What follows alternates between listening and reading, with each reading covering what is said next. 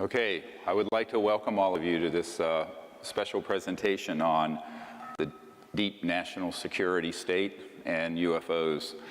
And this is going to be a presentation 4 hours in length. We will take a break at about the halfway point, maybe about an hour and 45 minutes in, 2 hours. And I'd like to just thank all of you for coming. I know you've been from all over the country here, people here from Chicago, New York, all over, and I want to express my appreciation for your support and effort in coming all that way to be here. I'd also like to welcome all the folks online. There's several thousand people online who will be seeing this by webinar, and I'd like to extend a welcome to them and a big shout out to them for coming. Thank you. You're here in virtual reality, huh? Yeah, why not?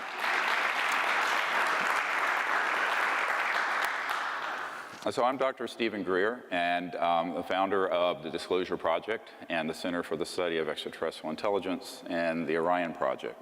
Those are all now sort of amalgamated under SeriousDisclosure.com if you want to go and see what all the projects are doing at any time. And we're going to be doing this presentation, which is going to be part of a series.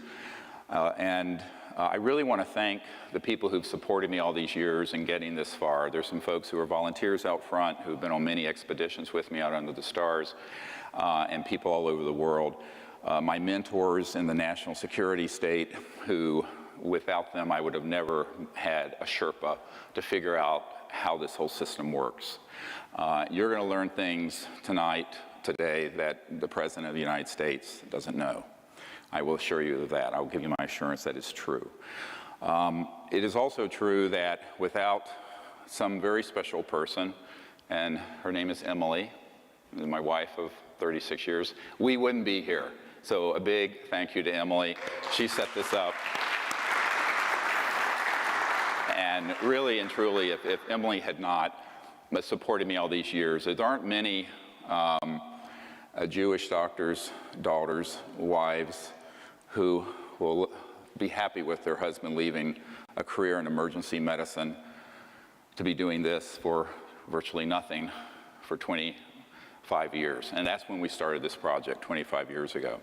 So she's an amazing person, and without her, we would have never, ever gotten this far. She's really been the indispensable person that nobody knows about, and I want to acknowledge her. So thank you, Emily. Love you. So the other thing I'd like to do is just some housekeeping things. Again, no cell phones, please. And if there are any children who are on the webinar, I know this sounds strange. We're going to go through some things that are disturbing, and I would say parental discretion is advised for that reason. I usually would not say that, but we are today, and I need to say it. And the first thing I want to go through is sort of an architecture of what the deep national security state is. Because this is something that when I started out in 1990, I didn't think could possibly be true. And in fact, when I was meeting with French government officials a few years ago here in Washington and then out at our farm in Virginia, I got a phone call from an Air Force intelligence guy and a liaison to the French president at that time, Nicolas Sarkozy, who said, "This is fantastic and terrible." And he didn't know if he quite believed it. And I said, well, come to Washington and I'll let you meet with some folks who are in the deep national security state who will confirm everything I'm about to tell you. So they came to Washington and we had a meeting, and I began to explain to them that there are two governments. There's the government of we the people that Thomas Jefferson spoke of, that we have elected, and those who have been appointed. And since World War II, there has evolved a monster, which you're going to hear about, which desperately needs to be put on a leash and eventually phased out. And that is the deep national security state of unacknowledged special access projects. Now, this is a term most people are not familiar with. Most of you, if you're anyone here from DC, raise your hand if you're a DC person. You probably have heard of TSSCI, Top Secret Special Compartmented Intelligence. A top secret clearance are like 985,000 people who have them. It's you know, that and $1.50 will get you on the metro. So those are not unusual. What's unusual are the projects I'm about to talk to you about. And these unacknowledged special access projects are projects that have not been supervised by the President or the Congress in an appropriate way since 1956, at least 1956. And this is a key date for you to keep in mind. I was 1 year old, so I couldn't do anything about that. Most of us here weren't of an age where we could have done anything about that disaster. But we're going to talk about how that evolved and how an unacknowledged special access project really operates. The very first thing you need to understand is that it developed as a consequence of the extraordinary secrecy around the UFO issue. And if you doubt it, it goes all the way back to 1945. And I'm going to go through some documents. The one that's up here is one that we acquired and released. It's now the #1 viewed document on the FBI site, this one. But before I get to that, I want to talk about what happened in the 1940s, in World War II. So most of you know we had President Franklin Delano Roosevelt, and there were events going on in Europe and also in the Pacific, but mainly in Europe, where there were these things called Foo Fighters. Yes, it's a rock group, and Dave Grohl, it's a great guy, he named his band after what I'm about to tell you. But a Foo Fighter, aside from being a really fun rock band, were objects that were flying around our aircraft in World War II. Sometimes they were fully materialized, hard. Most of the time, they were an energy field that looked spherical, and they could come through an aircraft, even coming down the center of an aircraft and out the other end. This is the trans-dimensional nature of extraterrestrial technologies that I covered in a previous workshop. This became a huge concern for the Allies, and the Allies dispatched, or the President, I should say, on behalf of the Allies, dispatched a man named General Jimmy Doolittle. Now, how do I know this? Because his nephew is a dear friend of mine, Dr. John Altshuler. Dr. Altshuler was a hematologist, oncologist in Denver, very renowned, and he was asked, General Doolittle was asked to go over to the theater of operations in Europe to find out what the hell these things were.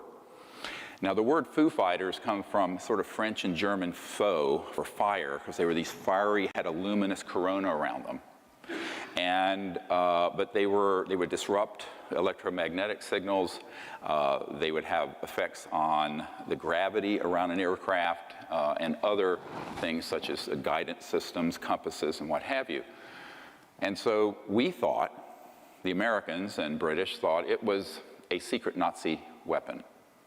And we found out through our spies that the Germans thought it was a secret Allied weapon. And of course it was neither. So General Doolittle went over and investigated this and came back to the White House and reported back to President Roosevelt and said, "Sir, these are interplanetary vehicles," I'm quoting. And so began the modern era of a serious concern from the national security level about UFOs. You can argue it went back to the airship scare of 1890s, late 1890s, where there were massive craft seen off the coast of California, but there wasn't that much official concern at that point. It was sort of an enigma.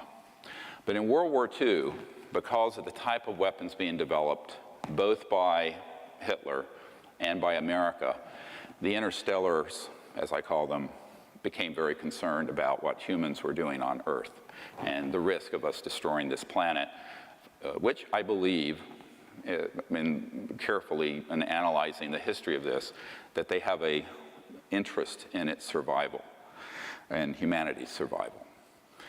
And so the President at that point did assemble a group of folks that included Oppenheimer, people who worked on the Manhattan Project, Dr. Vannevar Bush, no relationship to President Bush, and others to look into the issue. By the time we detonated the first atomic bomb, the facilities at White Sands missile range in New Mexico and Alamogordo, that area, were being overflown regularly by UFOs. And they were very concerned, obviously, that we were developing weapons that could terminate life on the planet. And they could see where this was headed. So this was not something that just happened out of the blue. There's a history here you must understand. In the early days, and I'm talking now from the early mid-1940s until 1956, there was a reasonable level of constitutional oversight by key members of Congress, senior people in the administrations, and the President of the United States. Everything changed in 1956. Now, when we had the only nuclear, and actually technically it's an atomic bomb squadron and not a thermonuclear one, that was developed later. Everybody know the difference between atomic and thermonuclear? Atomic bomb is fission, nuclear is fusion, hydrogen.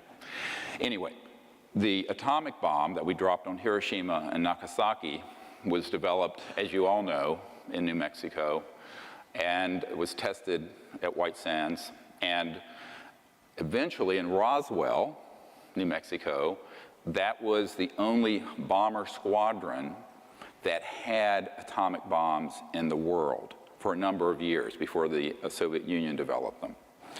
And in 1947, there were 2 or 3, I have intelligence recently that indicates there were 3 so-called flying saucers, discs, flying by and doing surveillance of the 509th Bomber Squadron, which was the only atomic bomb squadron in the world.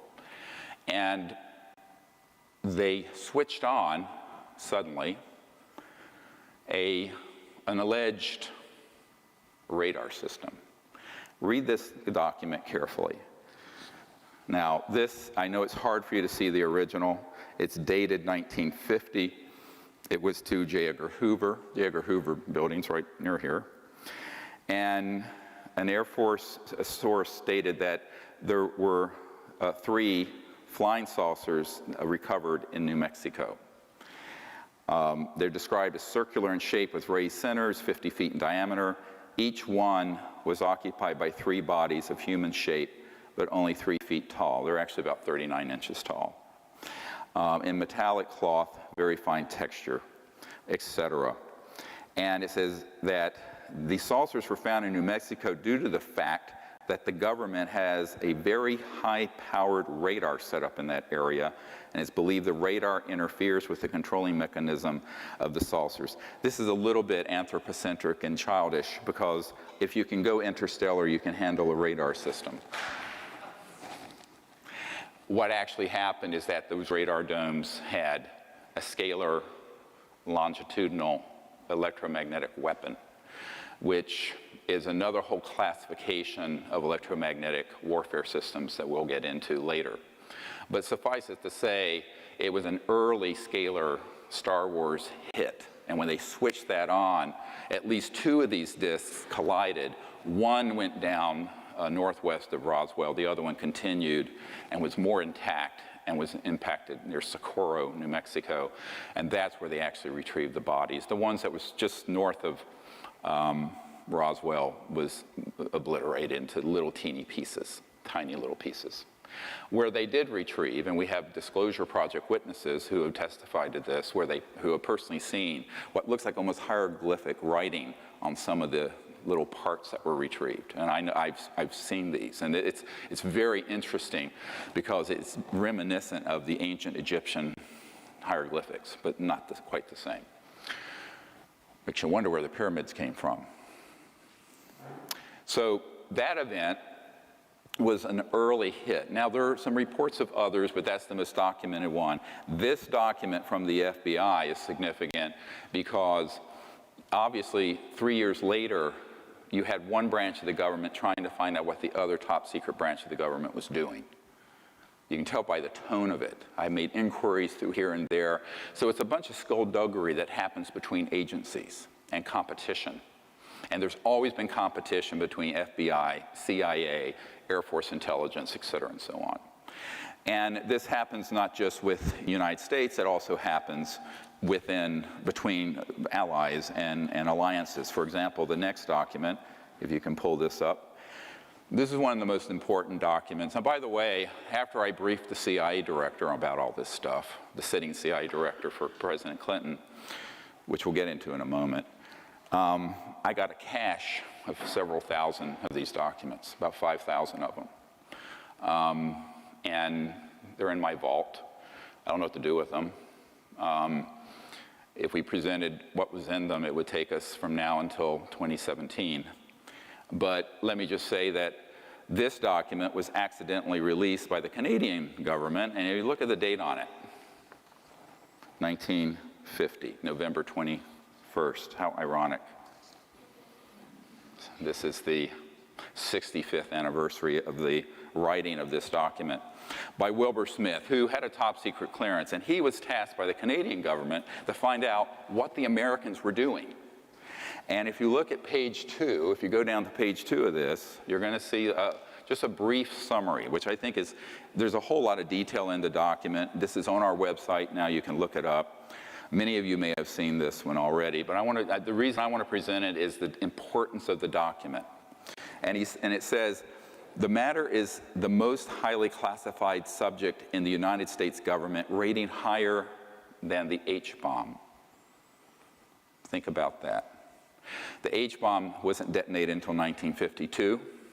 It was the ultimate doomsday weapon. This project dealing with UFOs and interstellar technologies was more highly classified than the H-bomb. Period. B, flying saucers exist. Period. Their modus operandi is unknown, but a concentrated effort is being made by a small group headed by Dr. Vannevar Bush, who also worked with Edward Teller, Oppenheimer, and others. And 4, the entire matter is considered by the United States authorities to be of tremendous significance. I have a whole dossier that a Canadian put together of the Wilbur Smith investigations on behalf of the Canadian government to find out what in the hell the Americans were doing with these extraterrestrial vehicles. It's a fascinating case. Now, the reason this is so important is that it acknowledges several things: that they exist, that it's the most secret issue in the US government, exceeding the secrecy of the H-bomb, and that a group had been put together to study how they operate.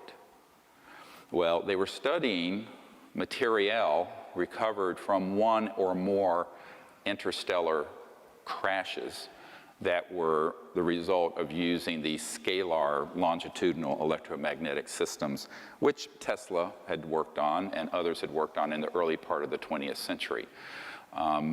Keep in mind that by the early 1900s, there had been experiments done on not only scalar and electromagnetics, longitudinal systems, which are, just to put it in a simple layman's term, the light in this room that we're looking at, it has a wave function and a particle function. It goes 186,000 miles a second.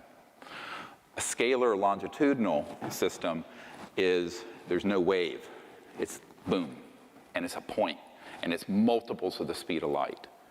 And so once you understand how these operate, and I have folks at the Naval Research Labs here in Washington who have done communication systems developed based on pulsed scalar systems that are multiple of the speed of light. So if you think that you cannot communicate faster than the speed of light, you are wrong, and the physicists are wrong. It's because they don't know about the scalar end of this, but that's enough because that's all classified. They're not going to teach you that at MIT or Caltech. So these systems have been developed and have been deployed since at least the mid-1940s, which is a frightening thought because it's an area of technology that is potentially devastating if it's in the wrong hands. And unfortunately, it fell into the wrong hands, and there it remains. So one of the things that happened along the lines around this time, the next document, a very important one. Look at the release date. It was a little while after, a few months after I briefed the CIA director. So after I met with him, I said, look, I'm going to give you a list of stuff I want to see if I can get. I got this massive box. Came out to my farm in Virginia. And this is one of them, and there are others. And it's from 1953, although you can't see the date on it very well here. And it's about it's written by the director of the CIA to the director of Psychological Strategy Board. Psychological Strategy Board. What? Psychological warfare. And it says, you can read it, I'm transmitting to the National Security Council a proposal, tab B-A, which we don't have, which is concluded that the problems connected to UFOs appear to have implications for psychological warfare as well as for intelligence and operations. And then there's another tab, B, which has the background. I'd love to see that one. I suggest that we discuss in an early board meeting the possible offensive or defensive utilization of these phenomena for psychological warfare purposes.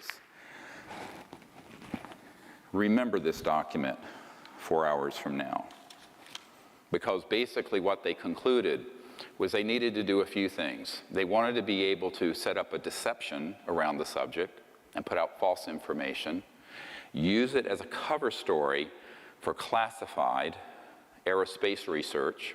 So oftentimes there will be something that happens and it will look like a UFO, and it's actually a Northrop Grumman. My uncle's company was Northrop Grumman. He worked on the thing that landed on the moon, the lunar module.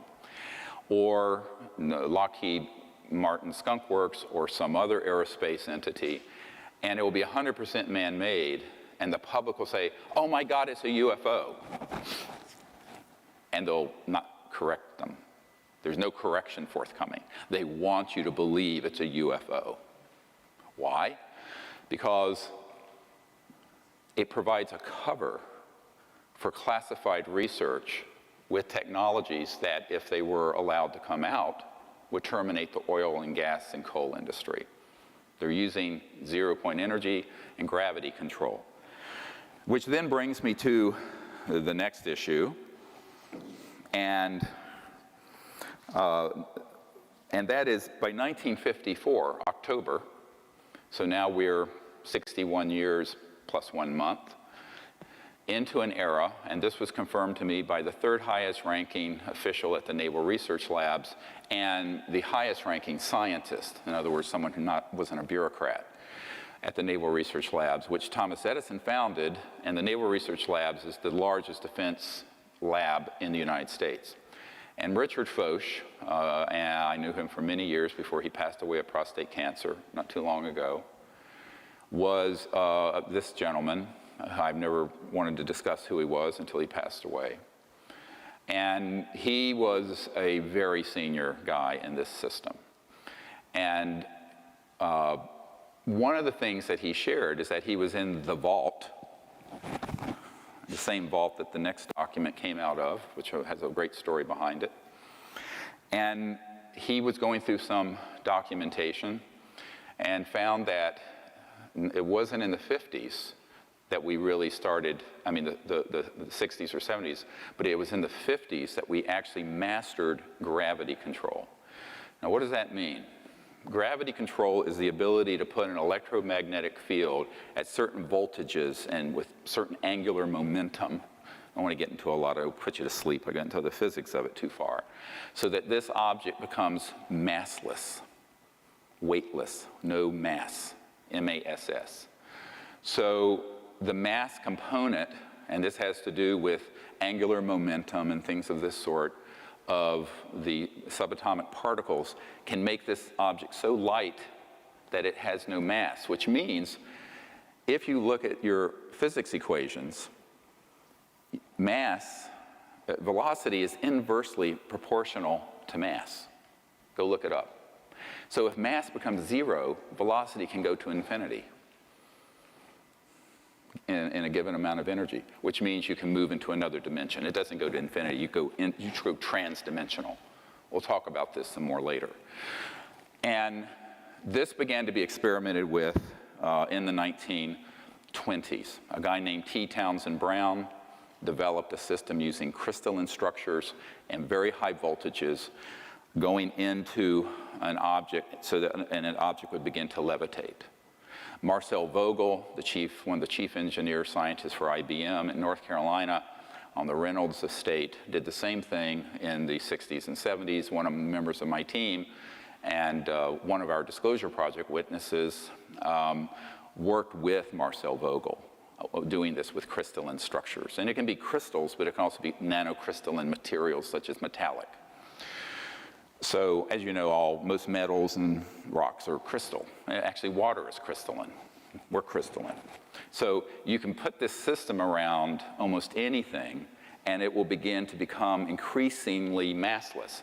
Now, it doesn't have to be 0 mass. Maybe it's 0.1 mass. So it's still materialized, you see it, but it means, man, can you accelerate this thing?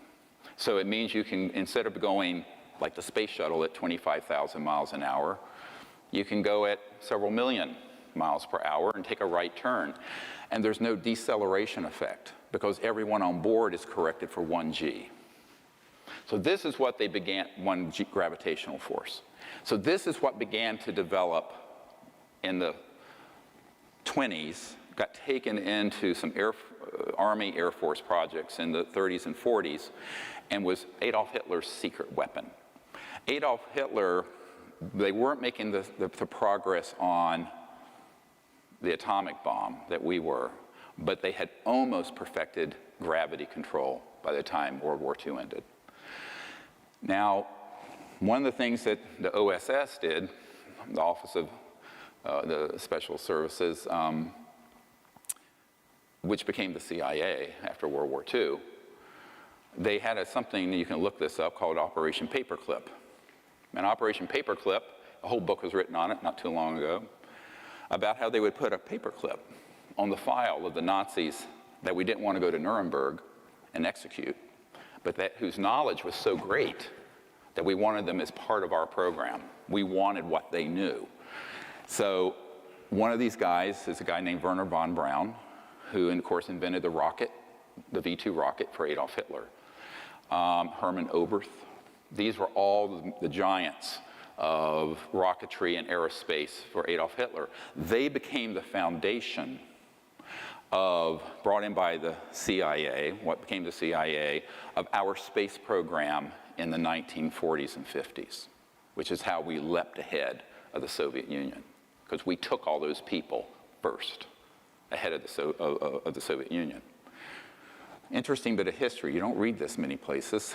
But a lot of what I'm telling you is in conventional history books, not the UFO part. That's been sanitized out. That's forbidden knowledge. So as a result, by the time we had those guys and the experimentation that had been done by T. Townsend Brown, whose work became a part of a corporation called the RAND Corporation, which still exists, a huge think tank, we really had something going. You add to this the study of materiel and electronics retrieved from interstellar vehicles that were shot down. So a lot of people say, oh, well, the things we have, are they all just reverse engineered from interstellar ET? I said, no. The laws of the universe are universal, and the mind of man, just like the man of an ET, can unravel the mysteries of the universe. And so it has come to pass. But if you we're not starting at 0 when we retrieve the objects that were interstellar. We were starting with decades of research in classified electronics, electromagnetic fields, anti-gravity, scalar systems, et cetera, and so on, that had been going on since the time of Nikola Tesla, the true genius of the 20th century, not Albert Einstein, by the way. So, who is a minor luminary compared to Tesla. And Sorry, Einstein fans, it's true. By the way, that's why when Nikola Tesla died, the FBI swooped into his apartment and confiscated all of his secret papers. And how do I know this? I have a document from the Department of Defense demanding that the FBI turn them over and names them for what they are, the secret papers of Nikola Tesla. This is not an urban myth. I have that document. It came in this cache of documents I'm talking about. So when you have all of that knowledge is then augmented, increased, potentiated by the study of, as the Wilbur Smith document says, the material that was interstellar. Because you need specialized materials. You need control systems. You need integrated circuits, which we did not have in the 40s, which came from this. You need fiber optics. You need all kinds of stuff.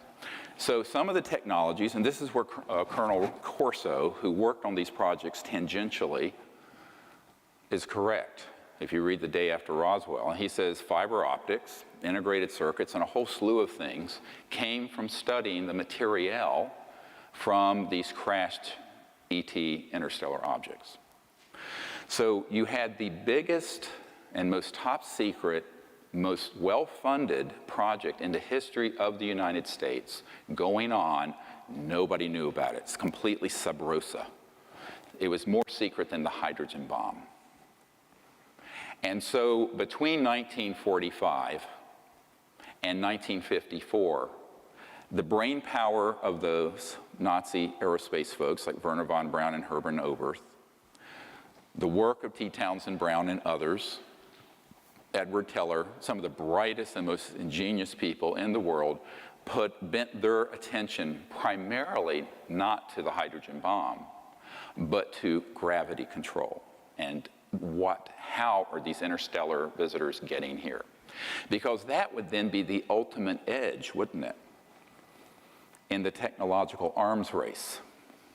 You talk about a delivery system. You don't need an intercontinental ballistic missile that goes a few thousand miles an hour if you can deliver something instantly from one continent to another, or worse, from one planet to another. You begin to see the implications of this for national security. Therefore, it was managed in an extraordinary fashion. And the secrecy around it was increasingly ruthless. So much so that by 1956, the President of the United States, a man named Dwight Eisenhower, most of us drive on Eisenhower-era highways using 1880s Mercedes-type internal combustion engine cars that are run by fossil fuels, all of which have been obsolete since the 1940s or sooner. But Eisenhower was a five-star general, became president, two-term president, and was a Republican, very patriotic, but also very naively trusting. Jackie Gleason, the very famous comedian, his wife were friends with some folks that had been on my team before they passed away, and said that Eisenhower on his deathbed was a very bitter man over what happened to him between 1954 and when he left office in early 1961 when Jack Kennedy became the President of the United States. And in 1956, a man named Nelson Rockefeller, who later, of course, became vice president, and prior to that was an operative in the military-industrial complex and the emerging deep national security state, Nelson headed up what's called the Rockefeller Commission. And the Rockefeller Commission in 1956 reorganized the Pentagon, Department of Defense, CIA, the whole alphabet soup of secret entities. And they did so in such a way that it became labyrinthine, Byzantine, almost impossible to penetrate by anyone who wanted to navigate through it.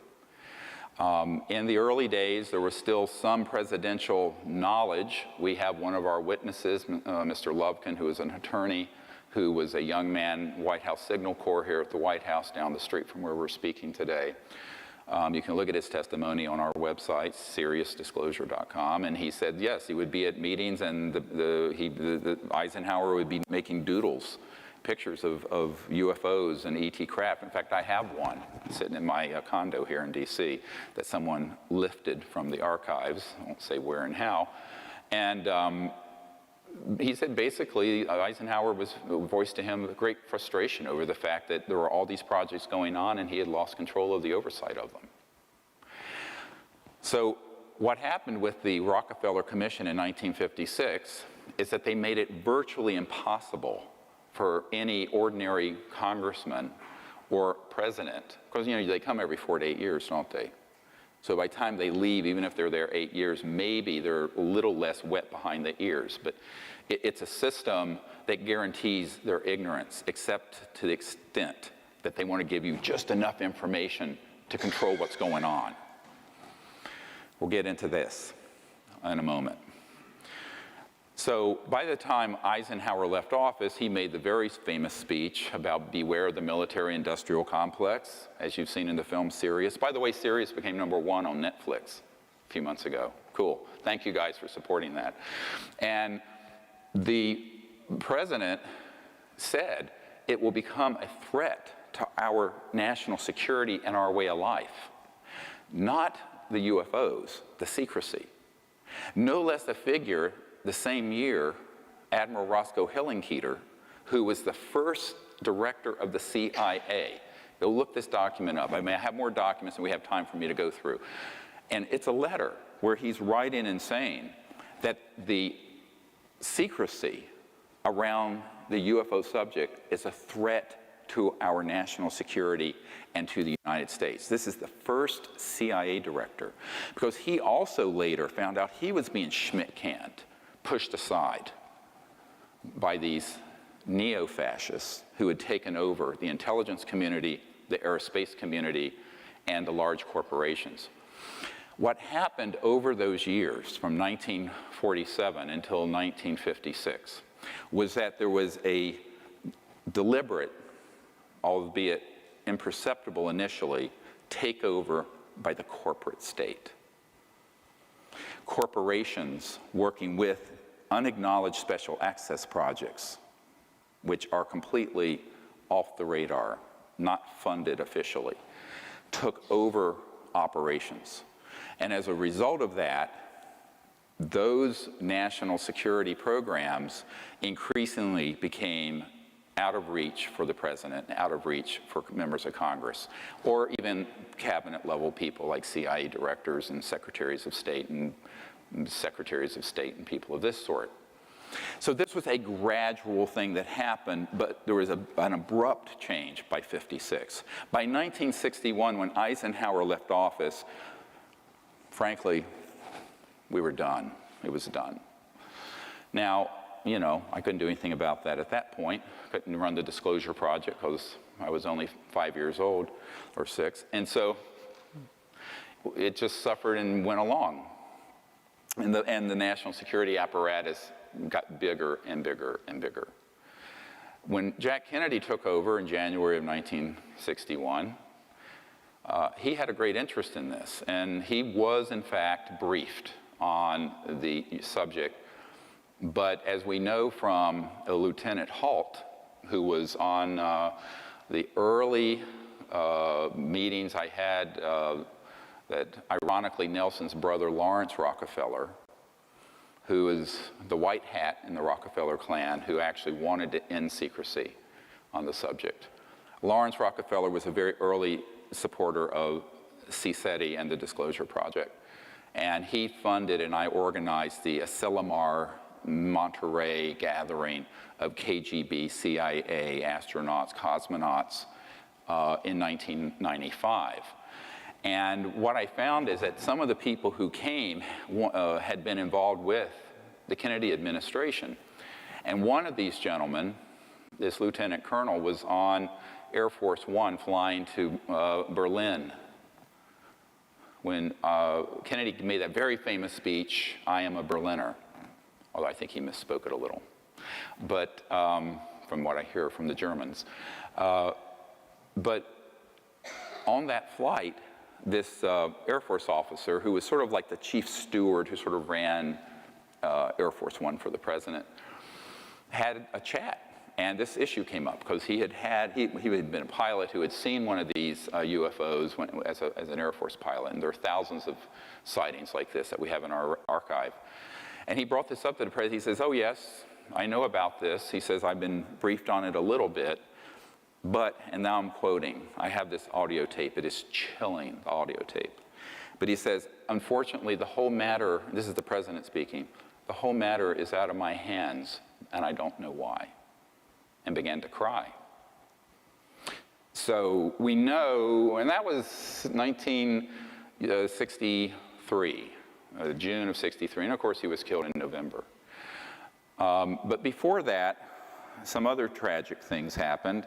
There are a lot of tragedies here. The main thing being the loss of almost a century of evolution by the human race, which is why I left medicine. I always tell people, I used to say, try to save a life one at a time. Now we have to do something to save the entire human race and planet from what is a disastrous situation that's developed. So I just say that now all of us have to work together because our patient is Gaia, the Earth, and her 7 billion children. But if you look at this document, the next one, this is a very dangerous document to have. I'm going to have to give you the provenance of this. This is the Marilyn Monroe document. It's basically a death warrant for poor Marilyn Monroe. And you look at the date on it, 3 August 1962. They found her dead the 5th of August. It's signed by James Jesus Angleton III at the bottom. Project Moondust up at the top, and Project 46. These are correct code names and code numbers for UFO ET-related projects by the agency as of that date. And as you read through it, and it gives some background, it's a wiretap summary if you look at the top of it. I know it's a very degraded document, but it's a wiretap summary of telephone conversations between Marilyn Monroe and Robert Kennedy, the Attorney General, and a guy named Rothberg, who was an art dealer in New York. And they were tapping Marilyn's phone because she had had tryst, as it says here, with the president. And everyone knows now she had an affair with both Jack Kennedy and Robert Kennedy. And in pillow talk, the president had told her some things. And it says one such secret that she was going to divulge in a news conference mentions the visit by the president at a secret airbase for the purpose of inspecting things from outer space. I don't think they're talking about meteorites. Kilgallen, who had been a reporter who dug into this, replied that she knew what might be the source of the visit. In the mid-50s, Kilgallen learned of a secret effort by US and UK governments to identify the origins of crashed spacecraft and dead bodies from a British government official. That was Lord Mountbatten. Kilgallen believed the story, who was later blown up by an IRA bomb, or so it was made to appear. Kilgallen believed the story may have come from the New Mexico crash in the late 40s, clear reference to the Roswell event. And she said that if the story is true, it would cause terrible embarrassment to Jack and his plans to have NASA put men on the moon, because we were using old rockets from the 40s when this secret organization already had anti-gravity under control. The subject repeatedly called the Attorney General and complained about the way she was being ignored by the president. The subject threatened to hold a press conference and would tell all, underline in the original document. That's not my underlining. The subject made references to bases in Cuba and knew of the president's plan to kill Castro. And number 5, the subject made references to her diary of secrets and what the newspapers would do with such disclosures. 2 days later, she's found dead. Now, this document, how did I get it? It's top secret, and it has not been declassified, and it is authentic. A man whose family helped found the National Security Agency, NSA, was so supportive of what the work I was doing that he appeared one day with this document. And it was a huge, one of those old Xerox from a big, government Xerox machine. The original I have in my vault is quite impressive. And he says, you need to know the kinds of things. I think he was not trying to scare me off, but he was wanting me to know the kinds of things that have been done to people who tell these kind of secrets. And so he gave me this document, and as soon as I saw it, I suspected it was legitimate. Later, I had it inspected by a man who I don't wish to name, but he was the officer who was General Odom, O-D-O-M, who was head of the NSA for years. He was General Odom's right-hand guy, literally carried his briefcase. And he became a document authenticator and a lecturer at University of Maryland who, frankly, when he looked at it, he says, without me taking it from the vault myself, I can tell you 95% certainty it's authentic, because everything in it. So basically what happened is that Marilyn Monroe was being jilted by the Kennedys because it was becoming too well known they were having an affair. The Kennedys did not order her assassination. Angleton did. Now, who is Angleton? Angleton was the big, whole books have been written about this guy. James Jesus Angleton III was the guy who at the CIA was the big mole hunter. He was the guy who would chase down anywhere a leak was coming from and had everyone tapped. And he realized that she was about to light this up and hold a press conference to talk about the ET bodies from outer space and all these secrets that Jack Kennedy had told her just out of spite. She was just furious that they had sort of pushed her out of the inner circle. And, the whole thing about a woman scorned. But unfortunately for Marilyn, it cost her life. I later, after I got this document, met with a man who at that time had worked in the intelligence unit of the Los Angeles Police Department, who separately had a wiretap on her in her home, who confirmed to me this was 100% true.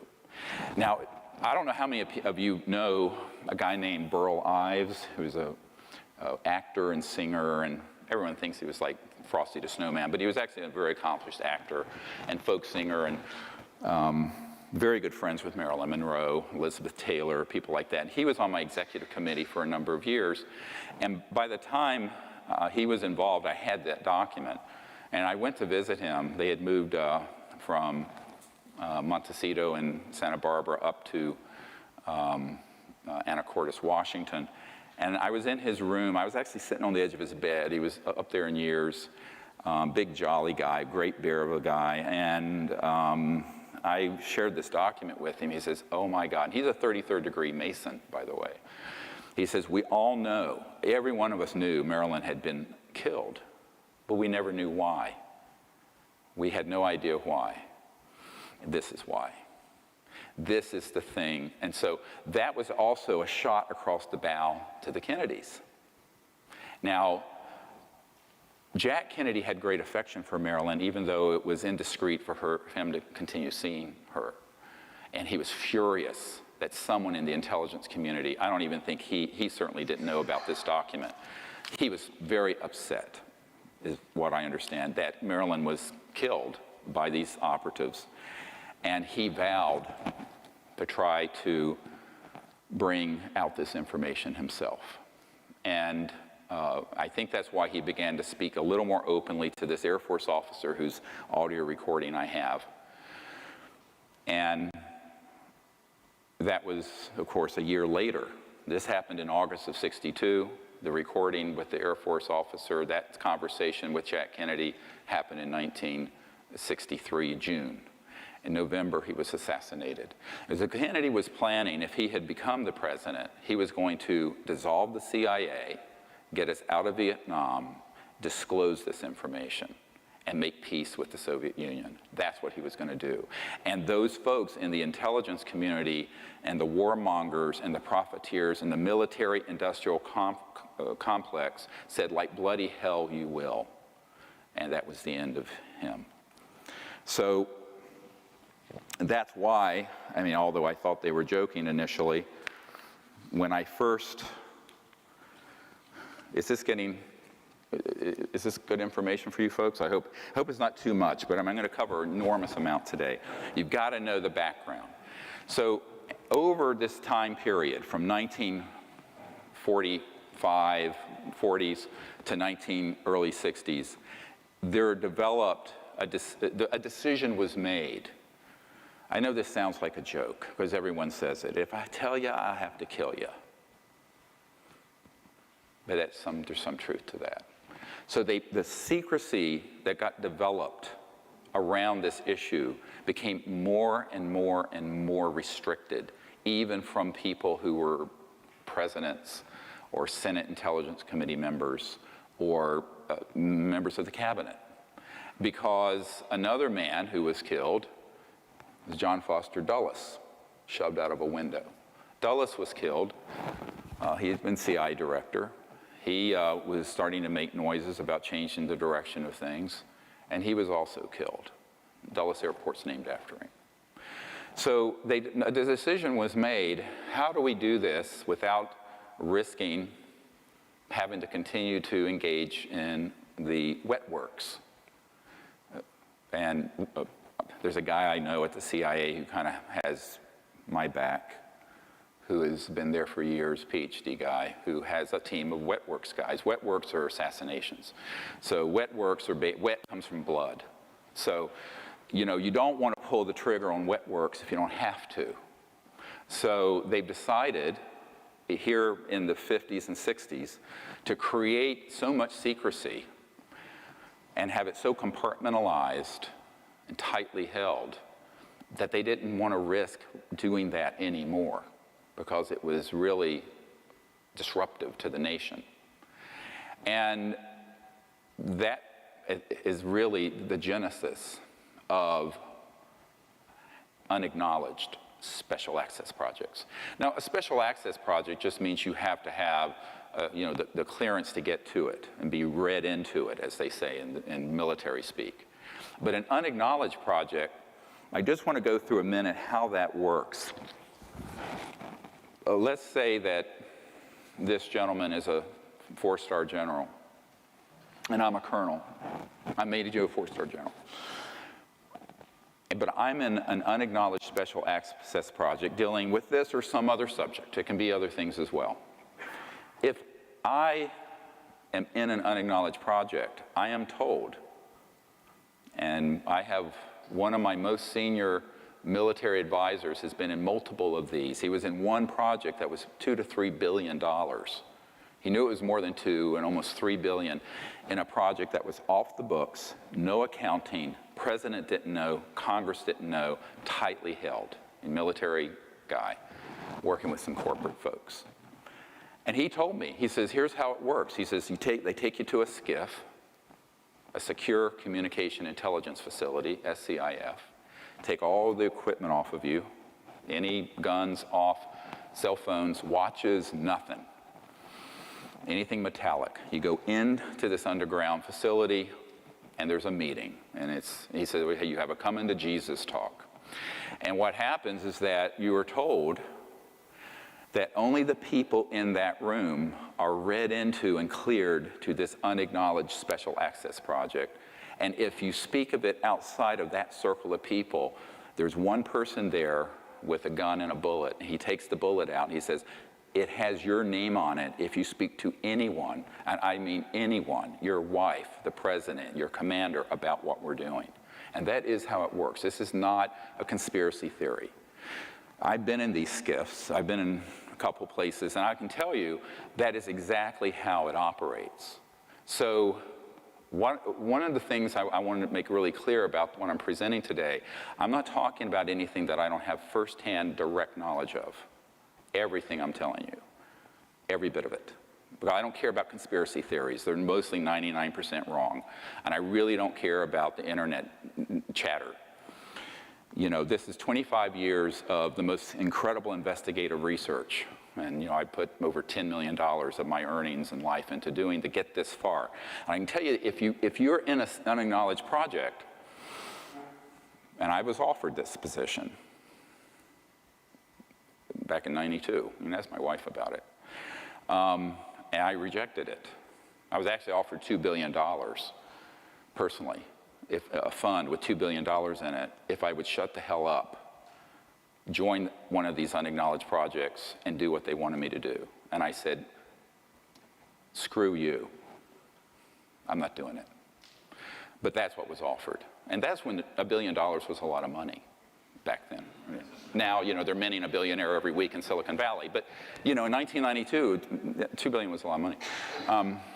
So what ended up happening in this scenario is that if my 4-star commanding general calls me in because he's heard rumblings about something that people are working on he didn't know about, under threat of death, TWEEP, terminate with extreme prejudice, which is death, TWEP, I am to turn to him, even though he's my 4-star commanding, I'm only a colonel, and I'm to say, sir, no such project exists.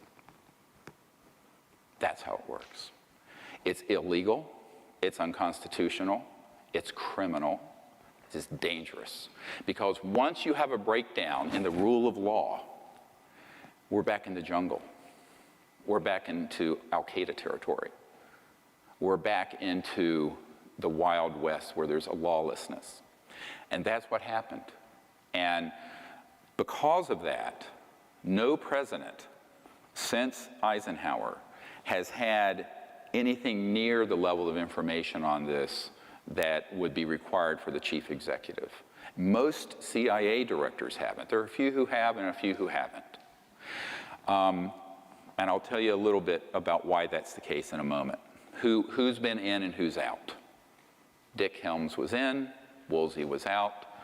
It's a long story, but I'll try to cover it. You guys are going to get more information. It's going to be TMI, too much information by the end of this. But this is why I'm doing this today, is that I want to leave a record of everything I've learned that's critical for the public in case, I'm 60 now, so who knows what will happen to me.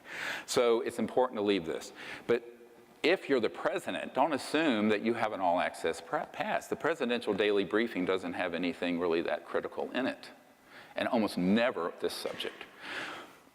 By the time you had Johnson come around, and then you had Nixon, and Nixon, by the way, was vice president for Eisenhower. Nixon actually was pulled in as head of the Space Committee. The vice president sits as chair of the Space Committee into Majestic. This group, MAGIC, M-A-J-I-C is actually what it's called. It's the Majority Intelligence Committee, M-A-J-I-C, it's the proper term. And MAGIC tapped Nixon, and he thought as president, he would be the guy that would disclose this, because he thought it was time, and he finally became president after Jack Kennedy, he felt, swindled him out of the presidency in 1960. And then, of course, Lyndon Johnson inherited the presidency in a sense after the assassination, had one term, part of another, the rest of Jack Kennedy's term. But Nixon thought, well, okay, I'm going to do this. And so a little thing called Watergate happened. Everybody remember Watergate? Those of you too young to remember, it was the break-in over here at this office in a luxury apartment on the Potomac. And it was a bag job. Bag men went in and broke into the Democratic National Committee offices to get lists and information, and Nixon ended up covering it up. It's kind of standard operating procedure. It's like it wasn't really that big of a deal in the sense that it happens all the day, you just don't know it. But there was a guy named Woodard who was ONI, Office of Naval, Bernstein, Woodard and Bernstein, look it up. And Office of Naval Intelligence is where he came from. And suddenly this young reporter has this deep throat. Well, he had an ONI guy give him the information, Office of Naval Intelligence, because Nixon was planning to blow the lid off the secrecy. And the way they took him down was by impeachment rather than by a bullet. That's actually why Nixon was impeached. Now, he did do the Watergate, and he was a crook. But, I would say most politicians have engaged in such things. I know I'm a bit cynical about it, but, it's not that unusual for dirty tricks and oppo research to be done against someone else, and you have someone go and steal something or rifle through trash to get dirt on someone, and that's what they were doing. And in this case, it was a break-in, so technically it was illegal, and then he covered it up and he got impeached. But the real reason why that became such a big scandal and the shit hit the fan was that this ONI guy, Woodard, had a source that he worked who had the actionable intelligence on what really happened, and there goes the president. And of course, you know, we had Ford, who was a part-term, time guy, and he had a CIA director, Bill Colby, who was a member of MAGIC. Bill Colby, I'm giving you like a 50-year history real quick. Is this good? You know, you need this, huh? Colby, and by the way, Nixon had a guy named Dick Helms, who did not want me to talk about this at all, and said as much to someone who is part of a group, and that woman is in this room today. But what ended up happening with Colby is that as he got older, he was very, very upset. And William Colby, CIA director, who was involved to an extent in the MAGIC operations, decided that it was really terrible what was happening to the country. And he's a very patriotic man. He was up there in years, and he decided to defect as a lone wolf, but an unacknowledged lone wolf. And this is why I'll never allow this again. So let me tell you what really happened to Bill Colby. Bill Colby, reached out to me through his best friend, a colonel who I will not name, is still living, and an elderly man, but a full-bird colonel who had been in MAGIC, this committee, that majority intelligence committee that oversees the UFO issue. And he wanted, Bill Colby wanted to bring forward the technologies, not the things that fly, but an energy technology based on these classified operations, and some seed money, about $50 million in, I guess, kind of gray area seed money, to my group so we could bring these technologies out and end the oil and global warming and the poverty and all of that. Now, the person who approached me, a member of my board, and this colonel, wouldn't say who the client was. They were going to set up a secret meeting. I said, I think it's safer if I know who he is. They said, why? I said, because I can put him into a security system. He says, what do you mean? I said, not knowing is dangerous for him. They said, no, he won't do it that way. So I said, okay. So I'm working full-time as a trauma doctor, emergency doctor, and we're setting that up. And the week before I'm going to meet with this former CI director, they find him floating down the Potomac River, made to look like an accident, and he was assassinated.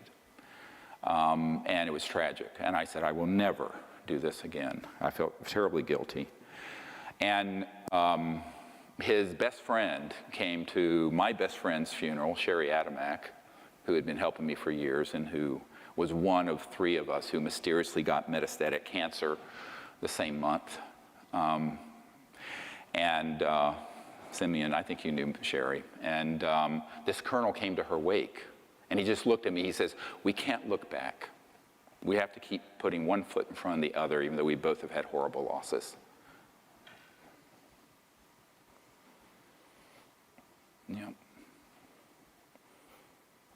So we did. We kept going. And, you know, when Bill Colby was killed, I thought at that point, well, his game is over. You know, from 94 until now, I was about to give up on everything. But anyway, very, very difficult emotionally and very difficult physically to carry this for, 25 years. But, I figured this is the pearl of great price. You don't throw this one back in to the water. I mean, this is huge.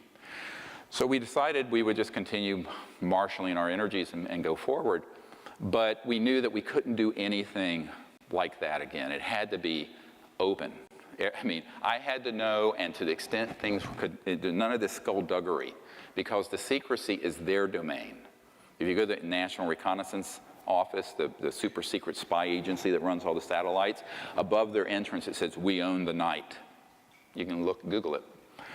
And I always say, we need to own the light. We need to own the light of disclosure and the truth and bring this out. So I try to do things to the extent I can, as fully as possible out in the open, while maintaining the confidences of those who are still living who asked me to do so. And that's why I'm giving you this much information today. The other thing to remember about how Colby's demise evolved was that he was going to make a run at one of the big central reasons for the secrecy, which I'll get into in a moment. And that's the technology.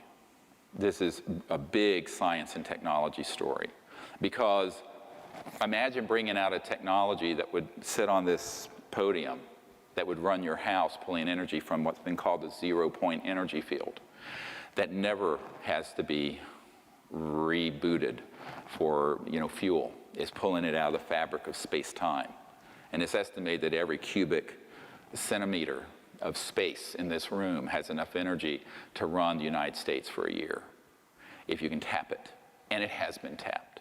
So at the root of interstellar transport, aside from the transdimensional and anti-gravity, is the energy source. And the energy source is this amazing electromagnetic flux field. In fact, the early man-made UFOs were called flux liners because it's pulling energy out of this infinite ocean, this infinite sea, as Tesla called it. Professor Dirac called it the Dirac Sea, but it was this infinite field of energy that is at the root of space-time, embedded within space-time. And so bringing out something like that would, of course, immediately make oil, gas, coal, ExxonMobil, cars, internal combustion engines, jet engines, rockets, diesel, ocean liner engine, everything you can think of that we use would be obsolete and would be retired very quickly. Now, what I just named is several $100 trillion in mineral assets and infrastructure, because we also wouldn't need a public utility. Every car and home would be self-sufficient unto itself. I mean, it is a whole new world. Now, we could have had that world before I was born. We don't have it yet. And as a result, we've decamped in the Middle East with our hegemony, and now we're facing World War III. So there are consequences to this kind of secrecy, unintended, and some are intended. But the unintended consequences are really about blowing back on us hard right now, both physically, geophysically, environmentally, geopolitically, and militarily. It's a very dangerous thing to thwart the development of normal technologies to be used for peaceful purposes. Now, that's the big caveat. Use them for peaceful purposes. Now, eventually, one of the things that happened along the lines of this was, how do we keep all this secret? Well, wet works kill people. Compartmentalization, unacknowledged special access projects. Nobody outside the project knows. A big one is ridicule. I have a document from 1950s where they talk about engaging Disney Studios, which had done a lot of the OSS propaganda films in World War II. And Walt Disney was an asset of the CIA. And believe it or not, I mean, everyone thinks of cartoons, but so they engaged Disney Studios to make Flying Saucer and Little Green Men films, ha ha ha. And it ridiculed the subject so that respectable people would say, well, you're a kook if you're dealing with UFOs and the ET issue. And that was done deliberately, and this was part of what I referred to in that earlier document, the psychological warfare value of the subject. How do you create the psychological nexus so that the subject becomes subject non grata? Like a persona non grata. It's a subject non grata. It's unwelcome. It has ridicule associated with it. And an Air Force major told me, who's one of our Disclosure Project witnesses, who was present when we shot and killed an ET on the tarmac at McGuire Field there in New Jersey. His testimony is quite riveting, if you've read the materials. And he was saying, look, really the way this has been kept secret more than anything is just sheer ridicule. Nobody wants to be laughed at. Everyone's concerned what their friends might think. because, where's the tinfoil hat you're supposed to be wearing? So this ridicule got ramped up in 1953 in the psychological warfare programs. So by the time, we came on the stage, we're 50, 60 years into a hole of ridicule and denial and countermeasures and everything else that, how do you fix this? It's very difficult because most reporters and media people don't want to be ridiculed, nor do scientific and people and professors and government folks. I mean, there's so many people in the Congress I've met with, very interested, know this is real. I'll say, will you hold a hearing on this? They go, oh, no. It'd be the end of my career. I'd be the laughing stock. I'd be Senator Moonbeam or Congressman, Tinfoil Hat or whatever.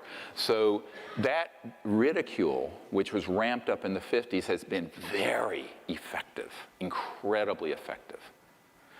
And that's one of the hard problems I've faced as well. Although, as a medical doctor, luckily I was known as a very good emergency doctor before I got on Larry King Live and started doing stuff like this. But if it had been the other way around, I probably would have never been hired. Really, so I was careful in my timing because I did have a family of 4 children to support. Luckily, they're all out of college now. So now the next thing I want to, if the next document, if you move on from Marilyn Monroe's tragedy, and there will be time at the end of today for you to ask questions. I'm sure your mind must be swirling by now about a lot of things. And this is the next document is the Peterson Memo, Arlington Institute. So this is the meeting that never happened with me and the CIA director. Very interesting. Look at the date. 3rd of December, 1993. The meeting between me and the sitting CIA director was the 13th of December, 1993. And is that document up? And the CIA director, R. James Woolsey, who, when information about my meeting came out after he had left office, denied it ever happened. Luckily, I could call him in a flat-footed lie. I always tell people in Washington, how do you know these politicians and lawyers are lying? Their lips are moving. If their lips are moving, they're lying. I know it's a very cynical thing to say, but unfortunately very true. But this document, which I'm not going to go all the way through, but some of the information is very, very important. I talked to Woolsey this morning, and he suggested getting together, underline.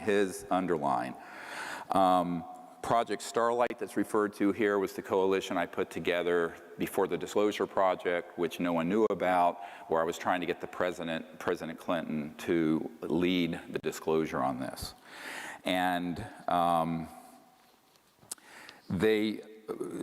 it's a very interesting document because on the second page it says, remember, the most powerful people in the world will have a deep, compelling interest in our activities and will use everything in italics at their disposal to effect their objectives. Very threatening. And then he suggests that I get an encrypted portable phone because my kitchen doesn't have one. I mean, the whole thing is like such. Now here I am, of course, I'm like 30-some years old. I'm an emergency doctor, and I'm being asked to come up and brief the sitting CIA director because, and if you read this carefully, it states in there, he's made inquiries and no one's telling him anything. This is the sitting director of the CIA. This is the proof the meeting took place, and there is other proof. Now, what the hell is going on that a sitting CIA director doesn't know anything about the most top secret CIA project? Illegal, outrageous, unconstitutional, criminal. And when I found this out, now remember, this is 22 years ago almost, it was a shock to me. Because I was raised like most people. I thought, you know, well, there's a president, there are all these spooks, and there's a chain of command, and it operates. I didn't know about unacknowledged special access projects. I certainly could not have imagined that the man who puts together the presidential daily briefing would be kept secret on stuff that I had collected unbelievable amounts of evidence for the existence of UFOs, extraterrestrial intelligence, et cetera, and so on. But that was the case. And when I met with this man for nearly 3 hours, it became quite clear to me that it was not a prevarication. I really thought that he was saying that just as a way of blowing me off, or, you know, not blowing me off, but sort of saying, you know, I want to meet with you to find out what you know, but I actually do know, and I'm going to pretend like I don't know. No, this man, and my wife can attest to this, was shaken to his foundation. The cover story for the meeting was a dinner party, and they're in the D.C. area, which is typical. The wives were invited as cover. Terrible thing to say, but it's true. So my wife was there, I was there. The CIA director and his wife, who's Chief Operating Officer of the National Academy of Sciences, was there, and my host, John Peterson, and his wife. Interestingly, she didn't know who was coming to dinner until that afternoon. He wouldn't tell her. And then she finds out like 2 hours before we appear, there's this UFO expert and the CIA director and his wife coming for dinner. Can you imagine being that wife? That was I'm sure that night was an interesting conversation after we all left. But that's how these things are done. The real tragedy of it, though, is that if you have a breakdown in government this severe, those of you who are students of governance, where you can have a CIA director or senior members of the military who are being left out of something very important and which hundreds of billions of dollars per year are going into, then you have no government. So the deep national security state from 1950s until today has devolved into this sub rosa, unacknowledged, not international, transnational entity with representation in the UK, Canada, Australia, Brazil, China, Russia, former Soviet Union, which on this issue work together like this. It is not responsive to the body politic. It is not responsive to the heads of government or even the heads of committees and cabinet level people. There are some cabinet level people, however, who have known. I mentioned a few. There was a CIA director known as George H.W. Bush, and the CIA headquarters is now named after him. He was a member and is a member of MAGIC. But then there are others like Woolsey who wouldn't be told anything. Some presidents have been given a little information, and some have been told nothing. Why? Well, here's how it works. It took me a long time to figure out something very simple. I call this a soul biopsy. Because doctors are talking about biopsies, but it's a psychological analysis. So let's say this gentleman is the incoming director of the CIA. The outgoing director of the CIA is me. As incoming director of the CIA, they've taken your life apart, and they know what your values are. If your values are that you would not go along with an illegal, criminal, unconstitutional effort and engage in assassinations that were illegal and other things, they will never tell you about this. And even if you're the president that's incoming, this is what happened to Jimmy Carter, and I know this for a fact. Jimmy Carter got elected, and the outgoing CIA director was, guess who? George H.W. Bush. George H.W. Bush, when he was called in and they had the transition meeting for between November and January when they have the transition and they're standing up the new cabinet, was asked personally, face-to-face, by Jimmy Carter, and I met with someone who was there, about the UFO issue. And Bush said, I'm not going to tell you, in a very derisive way, about that. Go see if you can get it from the Congressional Research Service. Literally. Brushed him off. And Carter was stunned, because Carter had had a UFO sighting when he was governor of Georgia. I have his report form that he filed officially, signed Jimmy Carter. He ran in 1976 on ending UFO secrecy, actually. So he put together a White House study on UFOs, which we have Disclosure Project witnesses that attest thereto, and they were reaching out to Stanford Research International to do SRI, to do the study for them, because they couldn't get anything from outgoing CIA Director Bush. And that entity, SRI, had some people come in and threaten them and said, basically, if you want to receive any more contracts from the Department of Defense or the US government, you will refuse to do this study for the White House. We have that as an affidavit signed from someone involved. So now, this is very extraordinary, but we have legal documents that prove it. So Carter was boxed out of this. And not long ago, he was at a signing ceremony, signing guitars in Spain to raise money for the Carter Center a few years ago. And a very well-known, I think his name's John Williams, well-known classical guitarist, who's on our team, was there and said, you know, at dinner, someone asked Carter, what was it like to be the most powerful man in the world? And President Carter said, I don't think I was that man. And everyone just thought he was joking. And he said, well, there are certain things I wasn't allowed to know about. And someone in a ridiculing way said, ha, ha, ha, what, like UFOs? And President Carter said, yes, that and more, referring to these energy and technology things. And so Carter wasn't joking, and it is true that he did not get access the whole time he was president, because he would have ended the secrecy, and they knew it.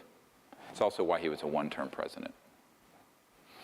Now we had after him Ronald Reagan, or Ray-Gun, as I call him, R-A-Y.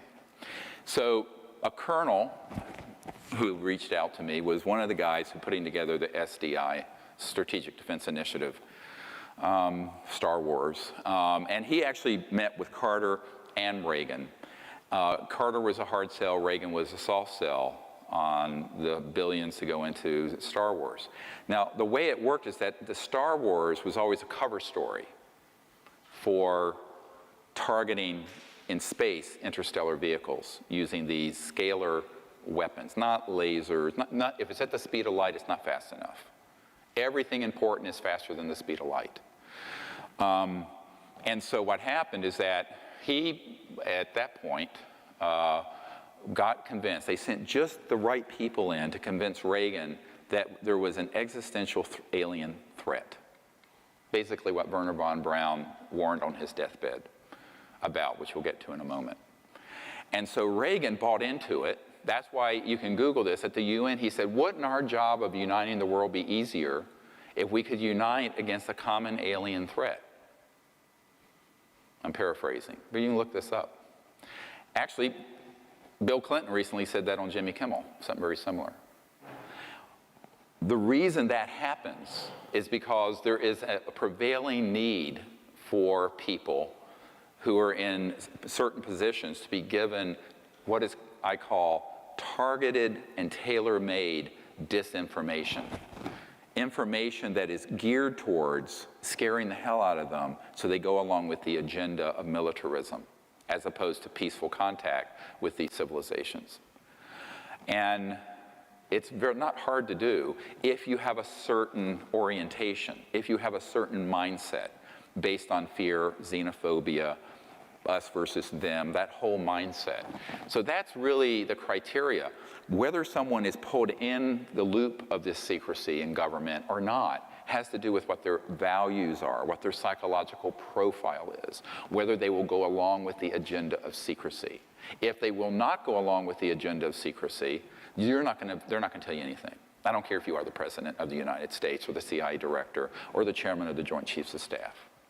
But there have been people who do know in those same positions. Why? Because they were willing to go along with this chicanery. Now, if the next document you can put up, it's just a partial list of the sort of VIPs and government official I briefed. It goes 3 pages long. It's 50, 60, 70, and this is just a few of them. Every single one of these people, without exception, and you can scroll down through them and just flip through. I'm not going to go through them all. We don't have time. It is a lot of work having private meetings with this many people. Every single one of these people, from Senator Claiborne Pell to the CIA Director to the head of intelligence for the Joint Staff to the head of the Defense Intelligence Agency, the biggest intelligence gathering entity in the Pentagon, every single one of these people wanted to know but had been denied access to these unacknowledged special access projects. Every single one of them. That is the proof we have. If we ever had to go to court to prove that the operation is illegal, and these people, the ones still living, would be subpoenaed. Because, believe me, and I have more, one of them that you see on page 2 here is Lord Hill Norton. And if you go to this next document, this is a 5-star admiral. How many people have heard of Lord Hill Norton? He's actually a great guy. He passed away not long ago. I don't mind sharing these couple letters. I have a whole file with him. He asked me to come to his estate in England and brief him back in, I believe it was 1990s sometime. And he was a 5-star admiral, what they used to call Sea Lord. And Lord Hill Norton, is that the one? Is that the right one? Yeah. He had found out through other sources that UFOs were real and that there was a big operation in the UK that was this transnational, deep national security state working with the British. But he was head of the Ministry of Defense, and as such was head of MI5 and MI6. He was also head of the Military Committee for NATO. He had no knowledge of these projects the entire time he was in government. And when I met with him at his cottage, and you know what's kind of cute about it, at the second document, if you go to the next one, he says, I thoroughly enjoyed our talk when you came in August. This was in August of, I guess it was 1995. And I am grateful to you for your time. I read all the materials you left me, and I intend to read it all again. I also shared it with Countess Murray, who shares our interest. I have an idea you may have met her some time ago. I meet a lot of folks. I find your latest brief on the national security implications of the UFO subjects very clear and very convincing, and it goes on. It's a beautiful letter, and things he was going to do with the European Parliament and whatnot. He died not being able to accomplish as much as he wanted to with the British government because I had to explain to him why he never knew anything about this. And it's a very hard thing to sit with someone like a CIA director or someone like this, who's one of the most powerful people in the military and intelligence field in the world, and tell them, you just were not in the loop. And he basically said to me, well, why didn't they tell me? And he was a little hurt and kind of petulant. And I said, sir, I'm going to answer your question with a question. What would you have done if you'd found out there was a transnational entity, unacknowledged, running unconstitutionally in your country and mine, engaging in assassinations, keeping from the planet technologies that would save the earth from environmental destruction and eliminate poverty within a generation? And that they are using these technologies to try to provoke, as agents provocateurs, an interstellar conflict and World War III, and that they were completely off the reservation without any controls from the chief executive or the legitimate governments of the world. And he hopped up and down. He's this little guy with piercing blue. He says, I wouldn't have stood for it for a bloody minute. I said, well, that's why they didn't tell you. He says, what do you mean? He thought I was being impertinent. I said, because they knew you wouldn't go along with that agenda. Therefore, you are out of the loop. That's how it works. It's that simple. So you basically accumulate people who are enormously evil and who want to see terrible damage done to the planet because at their core, they love war and they love conflict. They do not want peace to break out. As one of them said to me, heaven forbid we should have peace on this planet. Too many people would be out of business. Too many of us would be out of business. Very cynical, but true. The next document is from one of my advisors to Admiral Tom Wilson.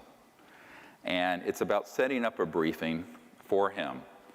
And I only put this up here because some people have challenged me, did you really have meetings with folks like this? Yes, absolutely. And it was on my birthday in 1995, the first letter was written. I ended up meeting with him in 97 in April. But he helped us in a number of ways prior to that, as did this Admiral Kramer, who set up my meetings at Wright-Patterson Air Force Base, the facility to which the crashed ET remains went in 1940s in Dayton, Ohio. And this meeting was another one where I was able to provide to him some very important information prior to the meeting, including a 1991 document, which has not been declassified, and I will go to that one next. It's the National Reconnaissance Office document. And that document is basically a security alert. And the reason it's important is not so much for its content or on the next page, which is a warning that a group of UFO buffs were trying to penetrate the perimeter of Area 51, so it's called. Nobody calls it that, really. It's the Nellis Range. But this was generated, and you can see the date, July 1991, and take a note of the distribution list, please. And we're going to get back to that in a moment. But it's a security blue fire, which is a code name, 1991, Commander's Net, Royal Ops, Cosmic Ops. So cosmic clearance, you've heard of this? Not a myth, it's real. Magi Ops, Magi, as the majority, as the magic, M-A-J-I-C, Ops. And it goes through a whole bunch of them, Nellis Division, all these code numbers, and you get down to some really interesting things. MOC is Military Operating Center, and MOA is a Military Operating Area, and SOG is a Special Operations Team. But you get into Red Flag, Dart East, Dart South, Pahut Mesa, Sally Corridor, Groom Lake, Dreamland, Blackjack Team. Blackjack Control is at the Edwards Complex in California. Roulette Team, Aquatech, Sea Spray, and others. Now, it's not clear to me who gave me this why they blacked out a couple of things. Maybe it was things that they were involved with personally and they didn't want to get fingered. But this secret document went to the Admiral prior to our meeting, and he actually recognized one of these entities. And he made an inquiry, and it was being run by a contractor. We're going to get to this next. And the contractor, one of these corporate contractors, when he called them up, he said, I'm Admiral Tom Wilson. At that time, he was head of intelligence for the Joint Chiefs of Staff. I want to be read into this project. Guess what happened? They said, sir, you don't have a need to know. Now, this is the guy who puts together the intelligence briefings for the Joint Chiefs of Staff of the United States. He was told, you don't have a need to know. And Admiral Wilson said, God damn it, if I don't have a need to know, who does? They said, "Sir, we cannot discuss this with you further." They hung up and blocked his line. Now, this all happened before the stand-up meeting I did where Edgar Mitchell, the sixth man to walk on the moon, and myself and my military advisor and a few other people met with the admiral in a stand-up, what's called a stand-up briefing. I was doing the presenting. That was supposed to be 45 minutes. It went for 2 or 3 hours. He kept canceling appointments downstream. This was at the Pentagon. And so I said, "Well, you know, sir, don't feel bad." And he looked at me. He said, "Well, who else is in this situation where this group is blocking access, who are in the national security apparatus?" I said, "Well, the president, the CIA director, et cetera." And I started naming them, and he was just, the fear in his eyes, the palpable fear and anger that something this important, that is real and legitimate, and he knew it was, could escape the oversight of folks who have the security of the United States in their hands. So basically, they're trying to navigate without IFR. They're trying to navigate without radar through the dangers of the world, because the most important technologies and the most important information and the most critical national security secrets are completely out of their scope, off their radar. And yet they're responsible for keeping America safe, and they're responsible for protecting us, and they're responsible for responding to threats. And so at the end of the meeting, I asked him, I said, "Well, Admiral, do you think you can help us?" And he just sat back in he had this big chair, he sat back. He said, "Look," he says, "what I've learned from this meeting is that there is an illegal operation that has hundreds of billions of dollars, and over the years, trillions, that has technologies that can do circles around my B-2 stealth bomber, which is the best thing I know about. How am I going to take them on?" And I said, "Well, it can't be through a military engagement. It has to be through infiltration. It has to be through convincing them to come." He says, "I don't know how to do that. They won't give me access. And moreover, I can't take any action unless the president authorizes it." And at that time, the president was Bill Clinton. And I said, "Well, no, he won't do that." He says, "Why?" He says, "Well, we briefed the president. And his best friend came to my home and said that if he did this, he would end up like Jack Kennedy." And I'm quoting. He says, "Well, there you are then. Point, set, match." And I said, "Well, you know, someone's got to do it." Invariably, these people say, "Well, you can do it." And I learned, if you look at, there's a movie my wife and I saw this past week called Bridge of Spies, and you realize there's this attorney named Donovan in it. It's a true story based on the Gary Powers U-2 shoot down. And he was sort of the expendable guy. I'm the expendable guy.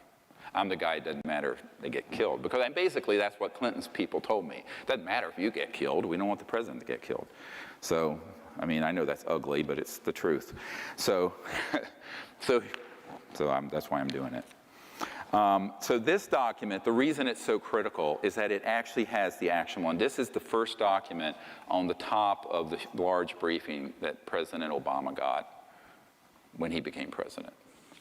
And John Podesta, who was his guy who put together the Obama White House, was the man that we provided this for. Because Podesta has publicly come out, as you know, in favor of disclosure and ending secrecy.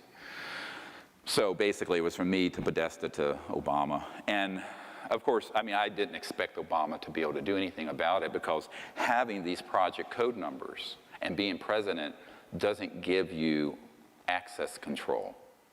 You know the difference between knowledge of something and access control. You can know about something, but if they're non-responsive to your orders, like they were to this admiral, it doesn't matter if you're a general or the president or a CIA director, because they're basically going to say, "Buzz off, we have more power than you do," and go away. And that's how it operates. That is how it operates. This is naked, raw power. That's how it works.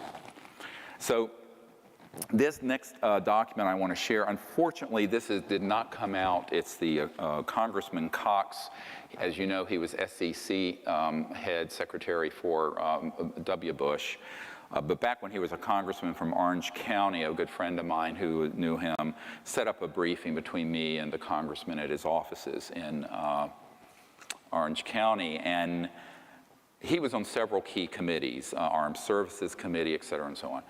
And he wanted to know about the UFO issue, and I said, okay, well, I'll come in and I'll brief you. And he said, well, this has never been brought up at a briefing. I said, no, you wouldn't be, because I briefed members personally of the Senate Intelligence Committee and Foreign Relations Committee and House Government and Oversight Chairman and everyone you can think of personally, face to face.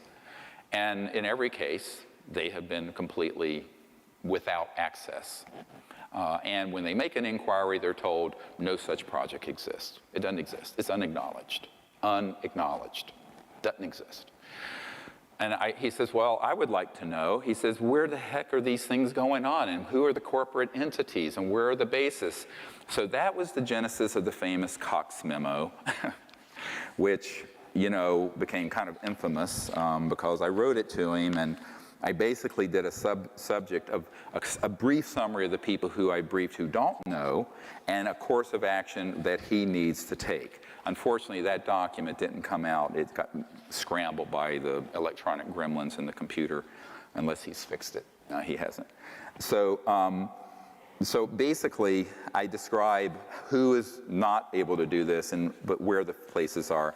And that was the genesis of this, which is the facilities list. And I want to go through this very quickly of where the key facilities are. Now, keep in mind,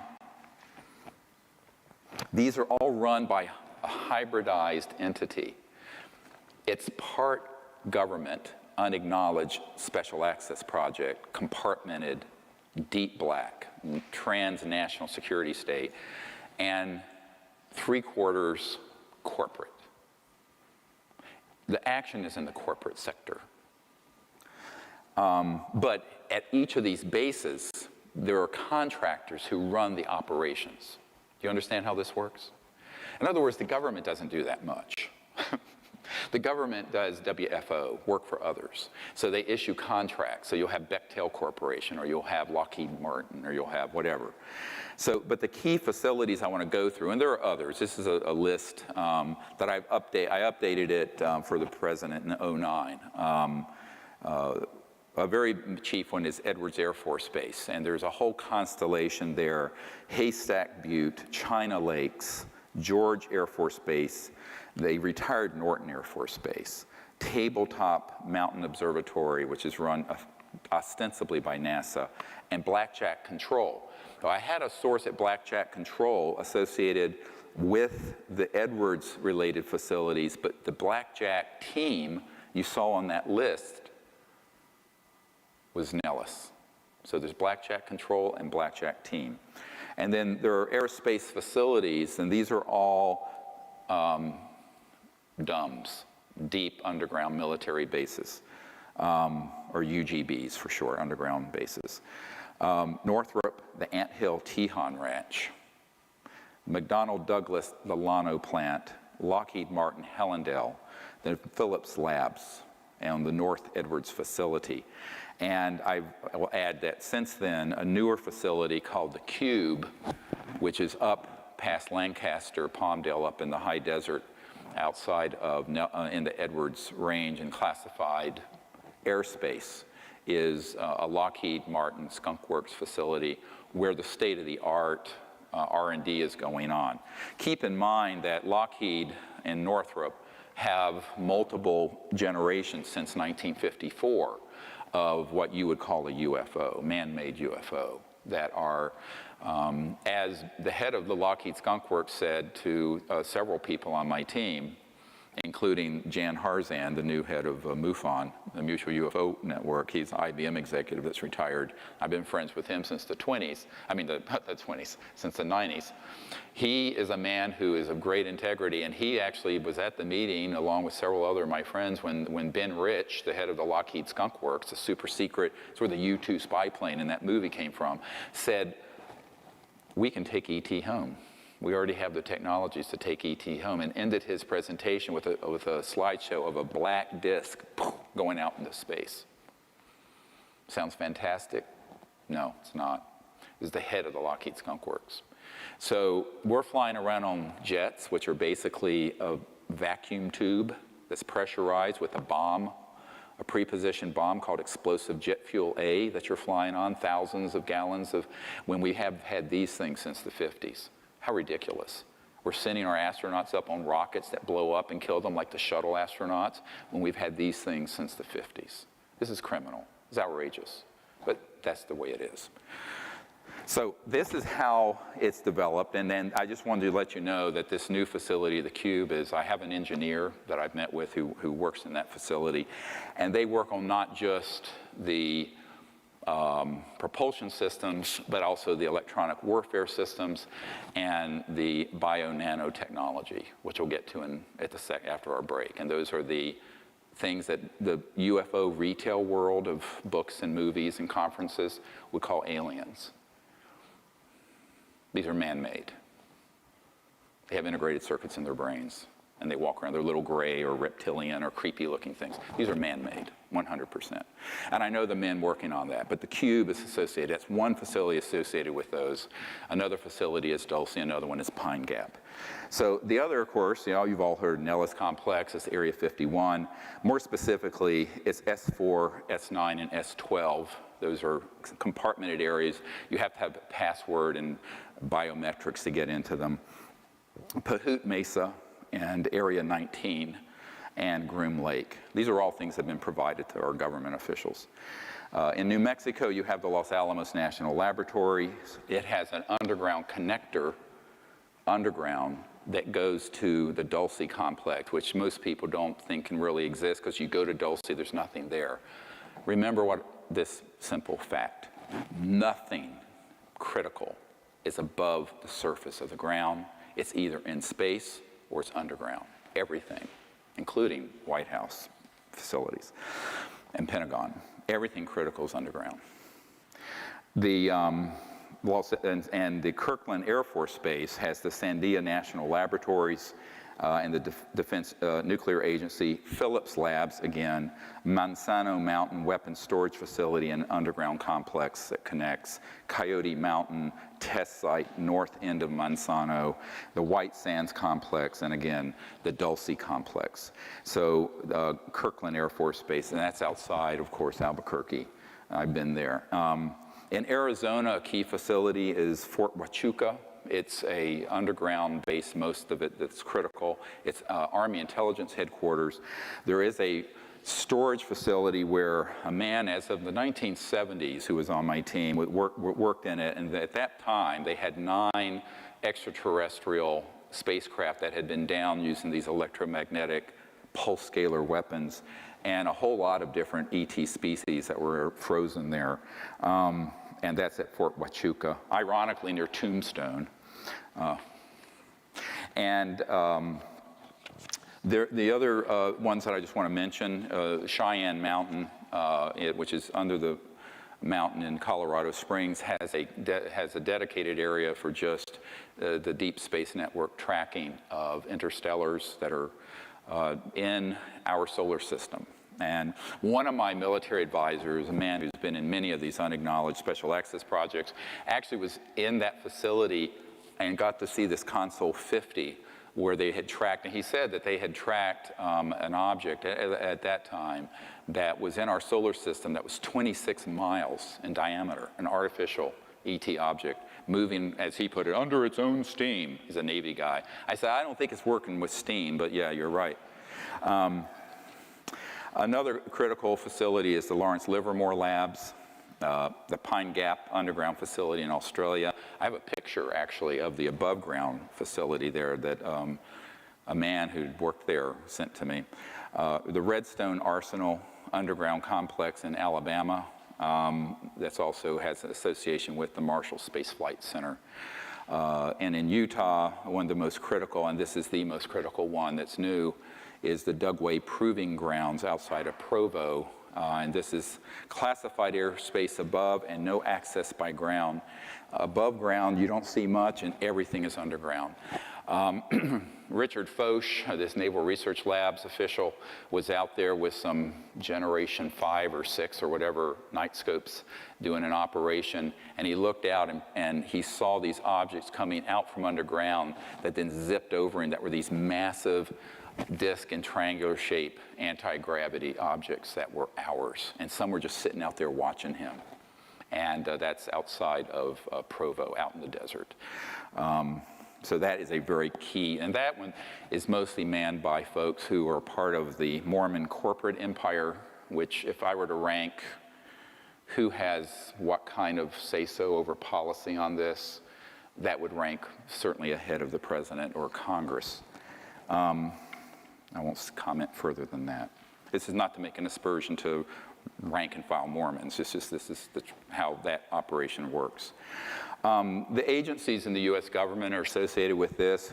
The AFOSI, Air Force Office of Special Investigation, of course, compartmented operations at CIA, the Defense Advanced Research Project Administration, the Defense Intelligence Agency. Now, notwithstanding, I briefed the general who was head of it. He wasn't given any information, but we have Disclosure Project witnesses who are DIA assigned contractors who were very involved in ET and UFO technology issues. Certain compartmented operations at the FBI being tightly held. And every military intelligence division, Army, Air Force, Navy, have compartmented, unacknowledged operations that feed into this magic committee. The National Reconnaissance Office, the National Security Agency, again, a very compartmented operation, certainly nothing that Edward Snowden had access to my knowledge, although it's been asked, and the various space commands.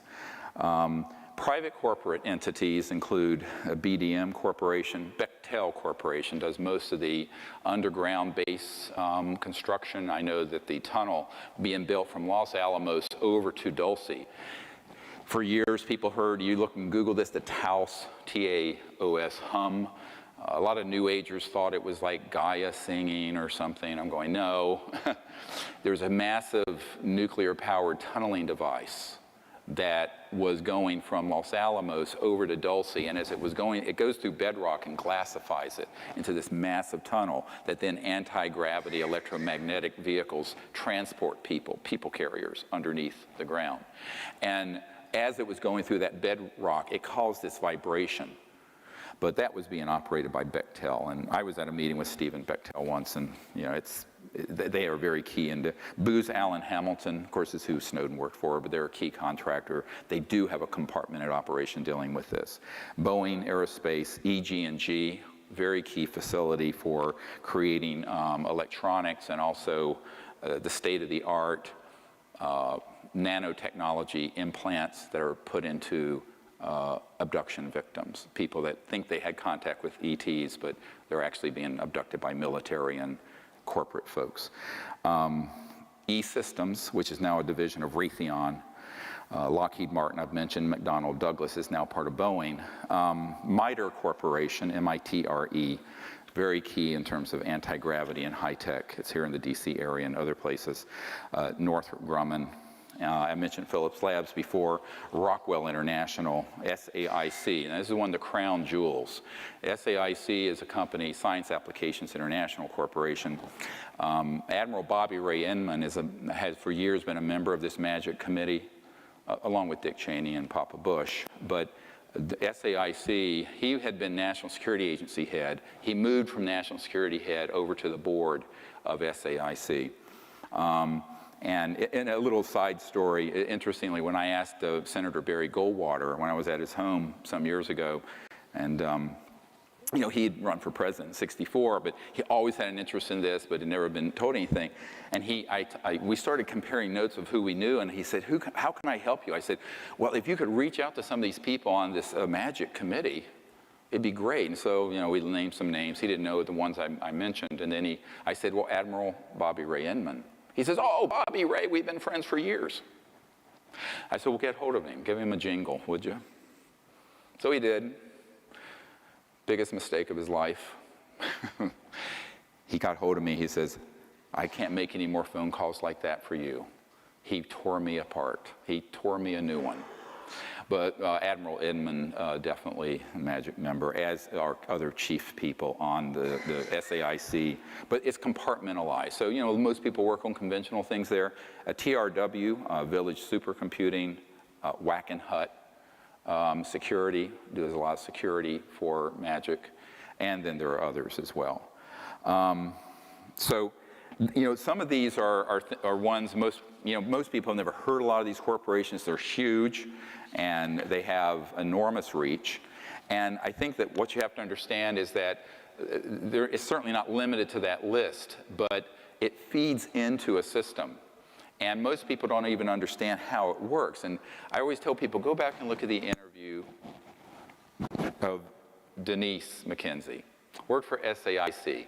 She got a job there as a sort of clerical administrative person. She was in an office. It's kind of like the mafia. You know how the mafia will have like a pizza parlor or some little shop, and they'll come in and that's the storefront, but it's actually laundering money and they're doing their drugs and pimps through the back door. That's how this works. So she was in this office at SAIC, and it was an office. It was running multi-million-dollar contracts for the U.S. government. And she said, what is this? There's nothing going on here. And she went to this file cabinet, and there were just all these dummied up reports that would go back to Capitol Hill to justify the money. And when she started asking about it, they said, don't ask about this. And what she basically was told, this office receives the money. We generate false reports back to the president and to Congress. That money then passes out of this office to a black project dealing with UFOs, electronics, anti-gravity, stuff like this.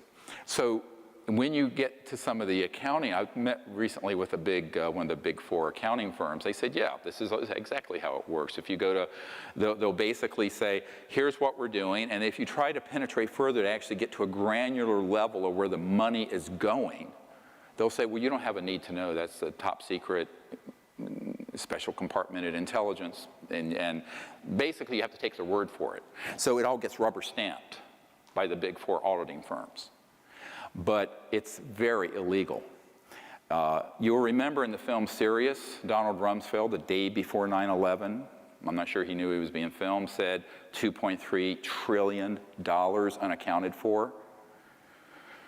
Recently, I found out from a good source, it's $8.5 trillion now. So there's $8.5 trillion that have basically been embezzled, misappropriated, used without the knowledge of the Congress or the president. That's a lot of money, even for America. So that is exactly how it operates. But if you take that one little example from SAIC and multiply it through all these corporations and all these different government offices, that's how the funding mechanism works. Does that make sense to folks? So I hope that made sense to you guys. I'm going to say let's take about a 15-minute break to stretch and to have a bathroom break. And when we come back, I'm going to go back into deep knowledge of how the funding works and really what the agenda is behind the secrecy. Thank you very much. All right. So if someone up there can ask people to come have a seat, thank you. Hope you guys had to stretch your legs a little bit. I know this is a long presentation, but it needs to be.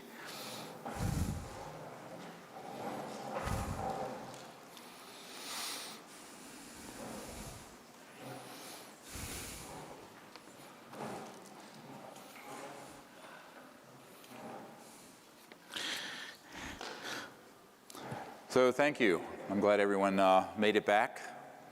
So in the next hour and 45 minutes, I want to cover enough material so that you might have a few questions at the end. You probably have a few thousand questions already.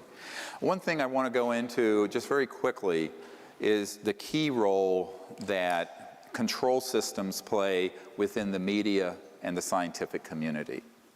Now, this sort of surprises a lot of people, and some people they're not surprised. First, let's deal with science.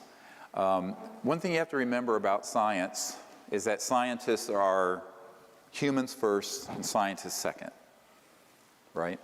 All of us. And there are scientists who pose as objective scientific folks who are on the payroll of various agencies. For example, in this cache of documents I received, there's a very famous astronomer, astrophysicist at Harvard named Dr. Donald Menzel. And Menzel was the chief UFO debunker who went around telling people none of this existed in the 1960s and all through that era. And he was on many panels, and he was the person who would look at evidence and then say, not true, not true, not true. It turned out, I have a document from the CIA where it talks about their contract with Dr. Donald Menzel at Harvard, and it said, but it cannot be acknowledged that he is being paid by us because the public needs to believe that he's an objective scientist telling the public from the perch of respectability at Harvard that this isn't true. So until the time of his death, this wasn't known. Now, in this cache of documents I got in 1994, officially released by the CIA, the provenance of this document is not in question. It names him. So just extrapolate that out, how easy it is to do that. Same thing with a guy named Professor Condon. Professor Condon was the head of the Condon Committee at the University of Colorado that had a contract in 1969 to look into UFOs so that the Air Force could determine whether to close Project Blue Book or not. Project Blue Book was actually a public relations stunt, mostly, to collect information from the public because there was so much outcry from the public of sightings and things that had happened, and the public, particularly Congressman Gerald Ford at the time, was furious that they were debunking events that had happened in Michigan that his constituents said were absolutely right there, here, E.T. craft right here. And Dr. J. Allen Hynek, who later came clean, who's also an astrophysicist, made the famous comment that it was swamp gas. And later, of course, he said, we knew it wasn't swamp gas, we knew it was E.T. craft, and he left Project Blue Book as their chief consultant and started the Center for UFO Studies there in Chicago. But Professor Condon, around this time, was asked to head up an objective scientific committee to look into whether there was any veracity to UFOs. There was a lot of publicity around it. And like all government committees, it's always, when they form a committee, they already have it, it's a done deal. It's just window dressing. So he headed up this committee, a lot of scientific people, and Dr. Robert Wood, a Cornell PhD, worked for McDonnell Douglas, now part of Boeing. And actually, Dr. Wood, who is one of our Disclosure Project witnesses, it told me, and it's in his very lengthy testimony I have. You have to understand I have hundreds of hours of this kind of testimony on videotape. When he was working for McDonnell Douglas, old man McDonald himself asked him to look into UFOs and gather evidence. And so he began to do this. And he discovered a number of things, that A, they were real, B, they were interplanetary, C, they were using a type of gravity control propulsion, and D, most interestingly, in many of the things that he looked into, he found that the ETs had electronic devices that were what I call technology-assisted consciousness and consciousness-assisted technologies, meaning that there was a trans-dimensional nexus between the electronics of these communication devices. I mean, you know, this goes at the speed of light. It's just junk, really. It's 1800s technology, and, you know, it's the Morse code. No offense, Apple. But they had technologies that interfaced seamlessly with electronics that would pick up directed, intended thought, and which is absolutely true. And actually, the founder of Facebook, Zuckerberg, started talking about a thought switch to interface with computers. I don't know if he's been reading my material, but anyway, I started writing about that in 1990, 1991. And when Dr. Wood saw my comprehensive assessment of the UFO subject, which was written in '91, it got kind of moved through the agency and the aerospace community. And I was just starting this project, very obscure at that time, just this country doctor in North Carolina rattling around in an ER. And it made its way over to McDonnell Douglas, and I got this phone call from Dr. Wood, and he said, "You have no idea how right you are. How do you know this?" I said, "Well, I've had contact, and it's quite obvious. I mean, if you're any thinking person, you're not dealing with electronics that are the speed of light, or travel that's the speed of light. It's too slow, because some of these are from other galaxies, like the picture we have of that one ET that's from Andromeda, 2.5 million light years from here. You know, they're not getting here at the speed of light. It'd take 2.5 million years to get here." So he said, "Well, I really want to meet with you at some point." So we kept in this relationship, and he eventually told me that when he was doing this work for McDonnell Douglas in the 60s, that he was put on the Condon Committee because they thought, because he was a very prestigious aerospace guy at a major aerospace company,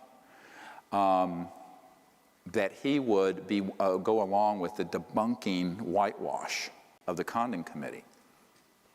And Dr. Wood was someone who started bringing in boatloads of evidence. And it was turning the committee to the fact, no, these are absolutely real. So Professor Condon went to old man McDonald, head of McDonnell Douglas Aerospace, and said, "You fire that son of a bitch so I get him off this committee." And Mr. McDonald said, "No, I'm not going to fire him. He's a very good man." But he was thrown off the Condon Committee. But he didn't lose his job. But McDonald stood by him. And that's an absolutely true story. And it came out in this cache of documents from the CIA, I got in '94, that Professor Condon and that committee, some of the key people, were on the payroll of the CIA. And it's in black and white. It's an uncontested document. University of Colorado Boulder, prestigious aerospace guy, and he was carrying water and doing the bidding of the intelligence community, all the time masquerading as an objective scientist. So this is why, you know, I have said, like Seth Shostak and those people who are with SETI, the Search for Extraterrestrial Intelligence, they are either the stupidest people in the world, or they're on the payroll of somebody to lie to the public. You cannot be that stupid, given the dispositive evidence we put out there. And I actually debated on Voice of America, the head of the SETI project, Seth Shostak, and I had my Disclosure Project witnesses there. We basically cleaned his clock, because the evidence is so dispositive and overwhelming if you go through our material archive. But this happens all the time. So if you just extrapolate, that goes a couple of examples throughout the professorial class and scientific class. That's how it's done. Now, in some cases, it's done not for payment so much as to protect your own reputation. For example, there was a guy named Carl Sagan. Everybody know who he is? Cosmos series and all that. He actually was on the payroll of the intelligence community. And what happened is that Carl Sagan, there were some improprieties in his PhD thesis, which led to the intelligence community reaching out to him. And they basically said, "You're going to tell the public what we're going to tell you to tell the public, or you're going to be washing the floors at Cornell. You're not going to be a professor." And a good friend of his, two of his friends, George Fennell, who co-founded the Extrasolar Planetary Society and founded the Allegheny Observatory outside Pittsburgh, who's on my team, James Mullaney, who is a very eminent astronomer who was the editor of Sky Telescope magazine and Astronomy magazine, confirmed to me that this happened to Carl Sagan.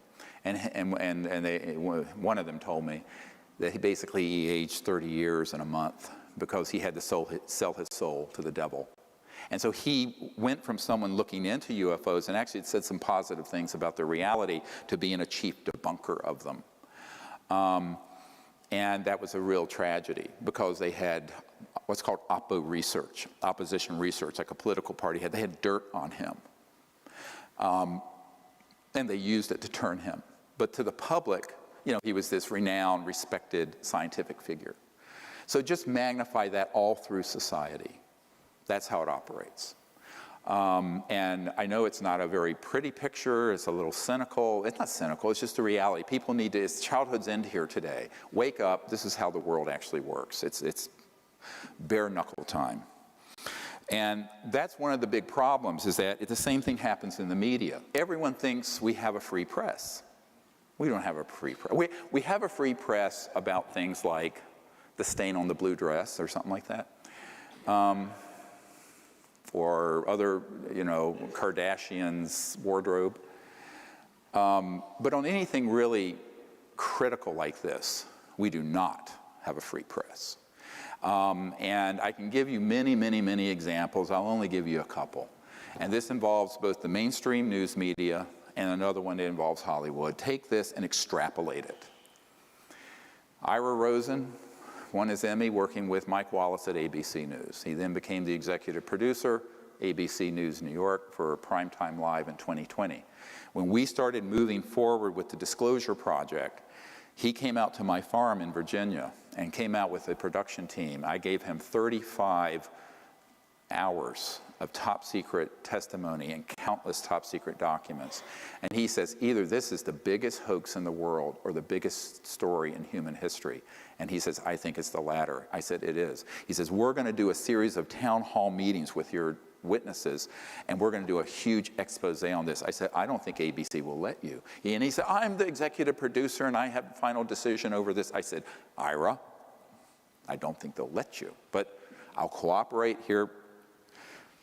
Here's 20 years of research and all this effort. You can have it on a silver platter. No payment. I'm not a consultant. I give everything away for free. So he goes back to New York. He takes me up there. There's Diane Sawyer and all these guys. Well, what's interesting? And I said, well, if you can make this happen, it's awesome. So a couple weeks later, he calls me up rather sheepishly. And he says, Dr. Greer, they're not going to let me do this story. And I said, well, Ira, I thought you said you had total control over programming for Primetime Live. He says, Dr. Greer, not for this. And I said, well, who are they? He says, Dr. Greer, you know who they are. And that was the end of it. And we've stayed in touch. He's now back with 60 Minutes. But that was one of the reasons why many of you may have remembered that Mike Wallace went on Larry King Live and had a deep depressive breakdown. And he talked about, he kept saying, I was a fraud, I'm a fraud. And part of it is that a guy named Schwartz, who was on the board of Time Life, and I met, and he was very good friends with Mike Wallace, and Mike Wallace had gotten a hold of a cache of these documents. And I was in New York at a party, and Bob Schwartz said to me, he says, look, he said, the media has become the scribe taking dictation from the right hand of the king, and particularly on something like this. And so Mike Wallace, who was this esteemed investigative reporter, couldn't touch the biggest investigative reporting story in history. And he felt like a total fraud and went into a deep depression over it. If you take Hollywood, the same thing happens. The only movies you really see that come out anymore, now Close Encounters of the Third Kind by Spielberg was a docudrama.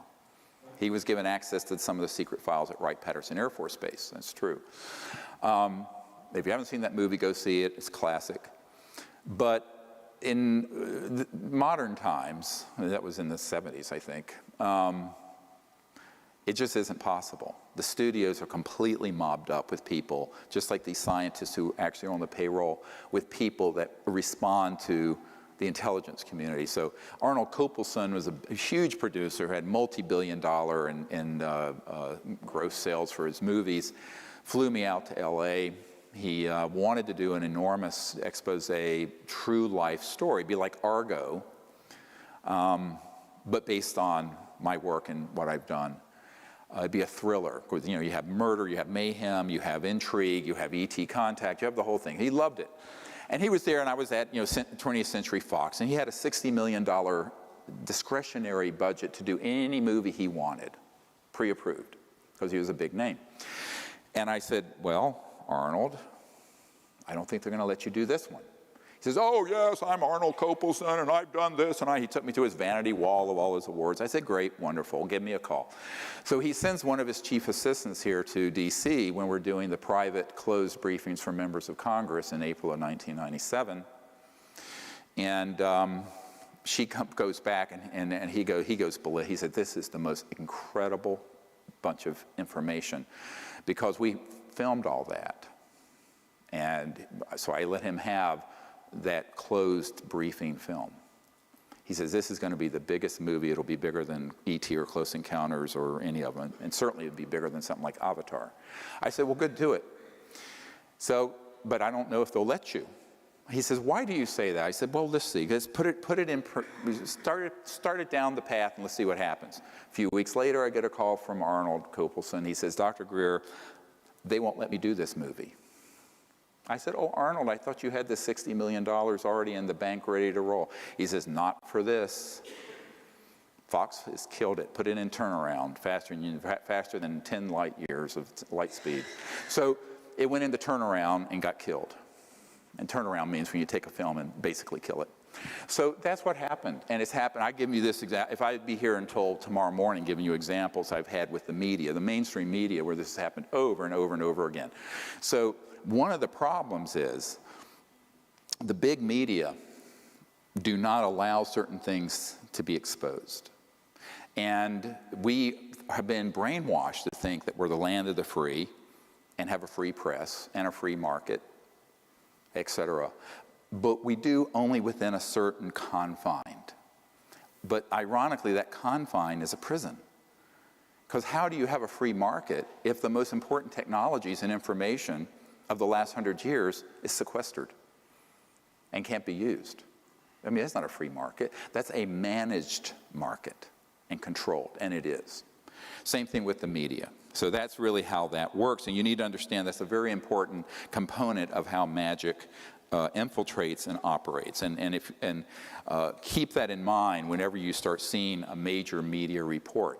And now with the internet, we can put something out and it can reach, ironically, we can put a video out and it'll have 5 million views, and it'll reach more people than Larry King Live used to, or most of the CNN talk show hosts get. So luckily we're able to bypass it now, but back in the good old days. But even then it's sort of relegated to mainstream. The thing that people respect for their source of news, CBS News, ABC News, CNN, et cetera, and so on, won't touch this in a credible way. And if they start to, and believe me, there have been many initiatives from the Wall Street Journal approached me, wanted to do a huge story, gets killed, gets killed, gets killed. So there are operatives that are embedded in the corporate, the integrated corporations of all of these media holding companies. And it will not make it out. And that has been my experience to date. I'd love to be surprised. Now, that then brings into the question of what about the rest of the sectors? And, and someone at the break brought up this question of funding. Because I mentioned towards the end, well, there's $8.5 trillion now that's unaccounted for. Trillion, not billion, trillion. A trillion is 1,000 billion. So in other words, it's a lot of money. And unfortunately, it isn't as obvious as it seems. And this is where, take the children out of the room. Here's how this actually works. So you have, I mentioned, the sort of storefront with the military-industrial unacknowledged special access projects. And that's, you can kind of steal, several $1 billion very easily that way. And each year, I estimate, out of the Treasury of the United States through these operations, is between $100 and $200 billion. Not, a huge amount, but if you look at the military, intelligence, Homeland Security, FBI, and there are other people. There was a undersecretary for HUD for Bush, George H.W. Bush, who discovered that HUD money, housing and urban development money, was being siphoned off into these black projects. And she started to blow the whistle on it. She got fired. So one of the things you have to begin to get your mind around is how the unacknowledged special access projects can penetrate not just the intelligence and military, but other agencies, and then siphon off funds. And you get a trickle here and a trickle, and it becomes this huge river. Now, there's another second and very important way that funding happens, and that is through monetizing products. Now, what do I mean by that? Let's say that you're Bell Labs back in the old days, or some of these other large corporations, and you're studying under U.S. funding contracts in these unacknowledged projects a technology, and you figure out, oh, this is really what you can do with an integrated circuit and miniaturize it. Or this is what you can, these things we collected off the desert floor in 47 were these little fibrous things that you put a light at one end, boom, it's perfectly transmitted to the other, fiber optics. So you then created a market for it, and you allow some of this out, but there's a huge amount of money made on productizing fiber optics, integrated circuits, miniaturization, microprocessors, things of this sort. So there are spin-offs, and those spin-offs make an enormous amount of money for those companies, even though we, the taxpayers, paid for the R&D, and those folks really didn't invent it, but they benefit from it, from the corporate level. So that enriches the corporation so that it can then self-fund through licensing and productization things that were actually funded by the taxpayer. Now, Big Pharma, the pharmaceutical industry, does this all the time. They take stuff that's being funded at NIH or through university grants. The breakthroughs happen in basic science. They then take it one step further, patent it, license it, and next thing you know, a course of chemotherapy costs you $250,000. That's how it works, like rituximab. So, but that's been done with these high-tech programs since the 40s and 50s. So that's a huge source. So then they have their own funding. But now you can see how they can lift off the reservation away from government even more because they're more independent, corporate. Then there's the banking sector, and this is the big one. You know, the Federal Reserve Board basically just invents money out of thin air. When we had the financial crisis a few years ago, in the mainstream Wall Street Journal, you know, it was admitted they basically injected $17 trillion into the banking sector. Trillion. TARP was a small part of this. 800 billion, not much. This is 17 trillion. They basically at no interest gave $17 trillion to the gangbanksters, I call them. They are gangbanksters. And those guys who have integrated, if you look at the corporate nexus between the banking and financial sector and these large corporations and these government agencies, there is a nexus that gets woven. And the real power is really in the financial, macroeconomic level. And they basically can fund whatever and whoever they want and can move money around virtually with impunity. They're too big to fail. And at this point, there's a joke that if you think they're being regulated, this is a joke. So the gangbanksters have learned how to use that system, and they have investments and interests and startups, you know, whether it's the Blackstone Group or the Carlyle Group, and this, you know, private banking at J.P. Morgan Chase, and with this and that and the other thing. And so there's this whole labyrinthine system that involves the banking sector. And then there are covert parts of the banking sector. I'll tell you a story of a man who, back when I was working on this, and they made another run after I said no to the head of Army Intelligence when they wanted to buy my silence with $2 billion in slush fund money. I was taken to the Wrigley Mansion in Phoenix one night, and it was a late night meeting, maybe 10, 11 o'clock, and there was a whole group of people. It was like a conference for boardroom in this mansion. And around the table were a whole bunch of suits, and most of them were corporate, a couple government. And they say basically to me, you know, they said, you don't need to bother with someone like the president or the CIA director. They don't know anything, and they're not going to know anything. You need to be meeting with people like, well, us, who do WFO. work for other programs for the government. And there are certain orders of Jesuit priests who are involved with technology transfer policy. I said, what? I thought they were on drugs. And it turned out every word they said was true. And I was just listening.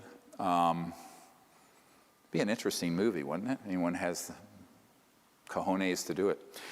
Then they started, this one guy pulled me aside, and he said, you know, we've checked you out. You're a doctor. You have good credit, good income. Take out as many platinum cards as you want. Give them to me. We will then zero out the account balances every month. So you can spend several $1,000,000 a month, and we'll just zero it out. Now, you put me under sodium penalty. This actually happened. And I said, well, then you would own me, wouldn't you, Jim?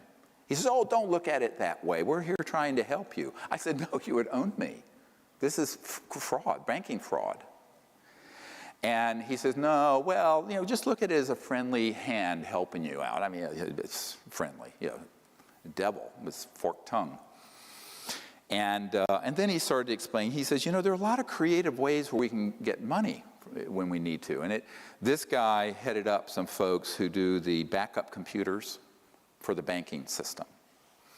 And these are big supercomputers. And basically, when you have trillions of dollars daily going back and forth in currency exchange and transactions, there's an odd amount left over that's less than a penny or less than a euro or less than a yen. That gets dropped into a black fund account.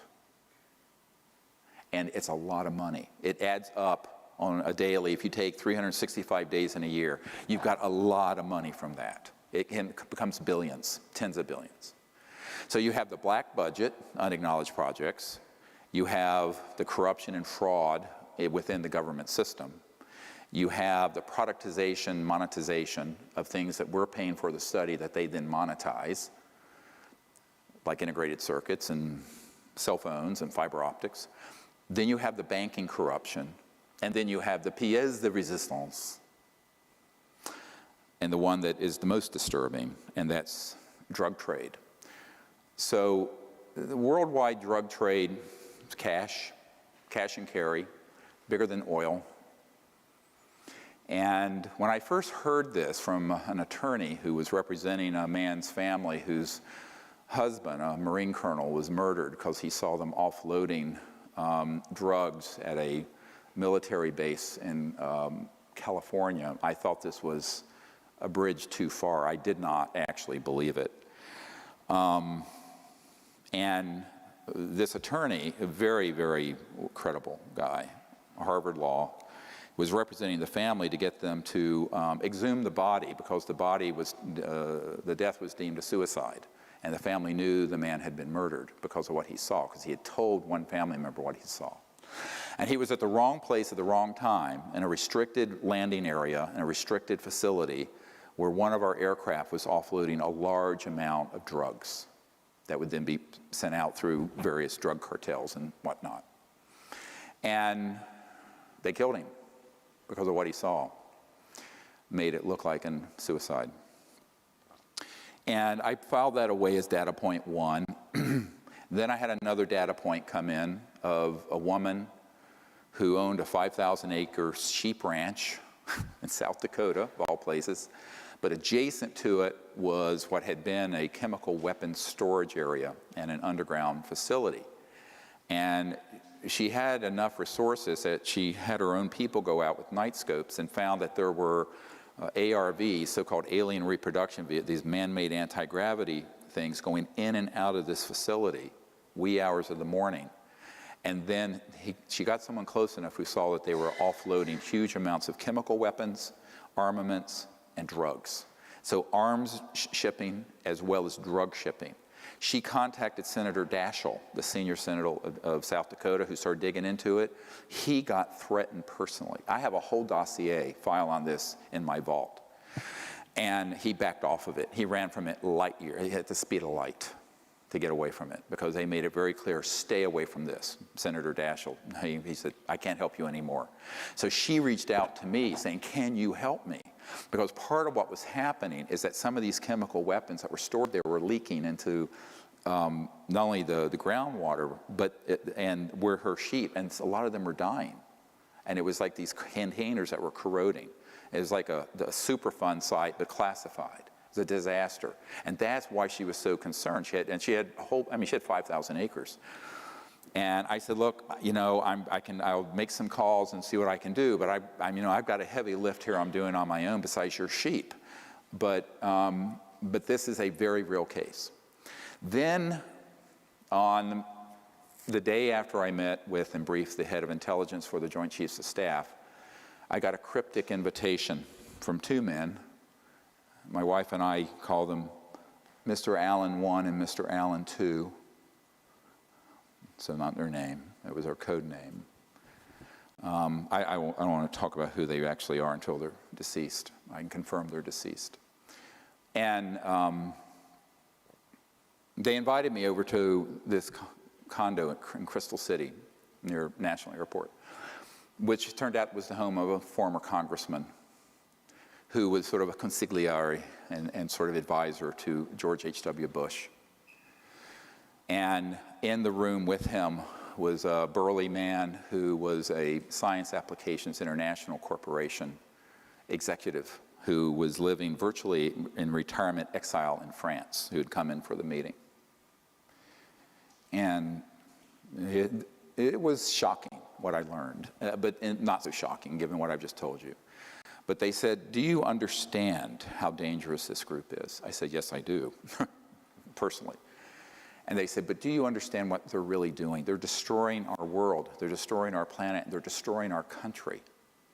And these are the ones that have gotten off the reservation even from George H.W. Bush and have escaped control, gangland style. I said, yeah, I know that there are special compartmented operations that are unacknowledged that aren't even under the control of MAGIC anymore, M-A-J-I-C. They said, yes, there's a big one, and it deals with drugs. He says there is an army of 8,000 men that are special operations folks. And they said that they move drugs all over the world and the country. And we have killed 2,000 of them, murdered them, thrown them out of helicopters, missing in action, because of minor infractions in security, or a hint that there might be. 2,000 of the 8,000. And they began to describe this program in detail, and I listened. And they said, so this is part of the problem you're dealing with. And by the way, to connect the dots, this is why we don't have legalization or decriminalization of drugs, which every health policy person knows. You can buy anything on the streets of any little town in America. It needs to be, it needs to be something where there's treatment, education, and what have you. But if it was made legal, you would take away an enormous part of the funding for this criminal cartel. And it is the biggest criminal enterprise in the world. So one of my attorneys said, what you're really describing is a transnational RICO, racketeering, influence, corrupt organization. I said, yes, of course. He says, well, civilians can mount, outside of the government, a proceeding against using the RICO statutes, basically, which was set up for the mafia. I said, yeah, if you know an attorney that has the courage to do it, let me know. And this gets into something else that could be done.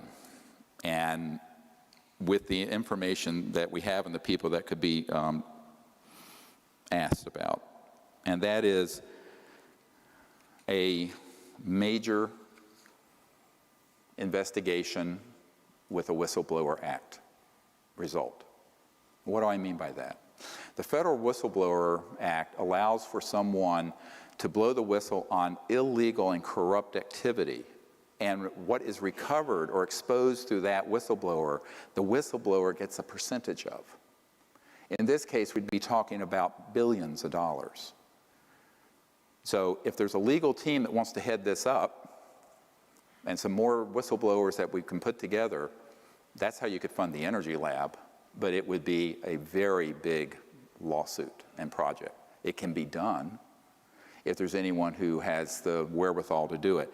I've mentioned this to a few attorneys, and then when they find out who you're really taking on, they go, no thanks, no thanks, no thanks. So it's all about courage. You have the courage to take on this sort of Fourth Reich that's really running these projects, this neo-fascist transnational security state.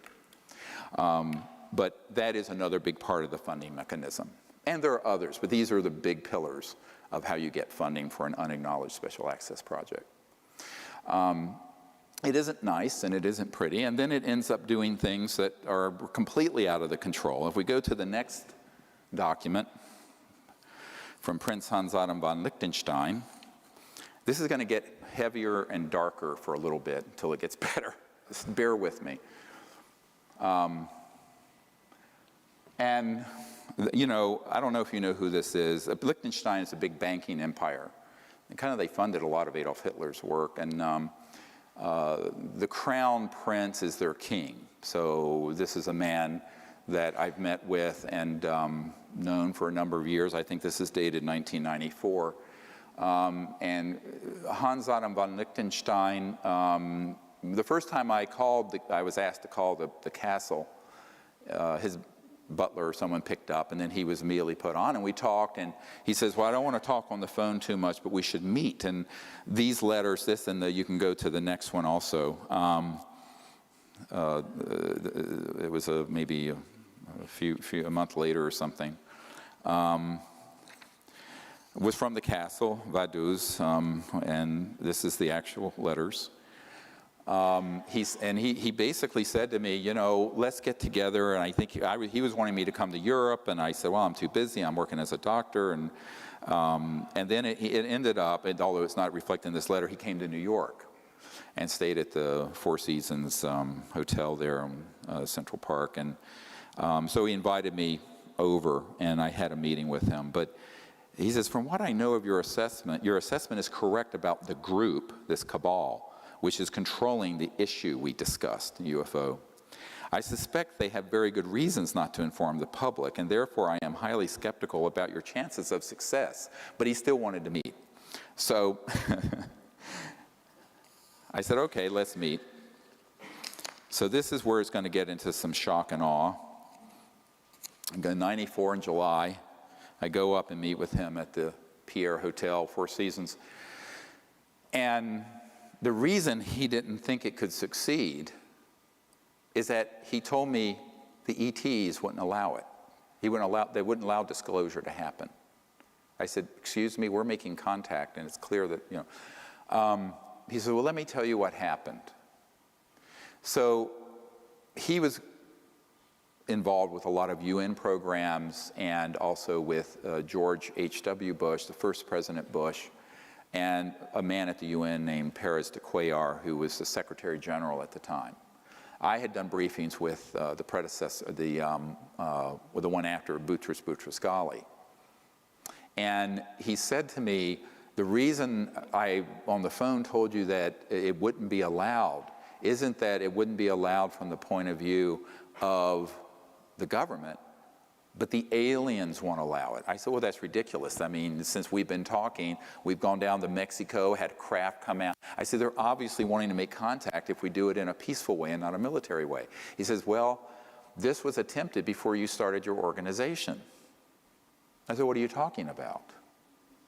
He says, well, in November of 1989, in the fall of 1989, President Ronald Reagan, Mikhail Gorbachev, Perez de Cuellar, and himself, this guy, and others met on a committee, very sensitive and classified, to organize basically what I did with the Disclosure Project, to announce that we weren't alone and end the secrecy. And he said what happened is that Perez de Cuellar, the Secretary General of the United Nations, was coming back from a 3 a.m.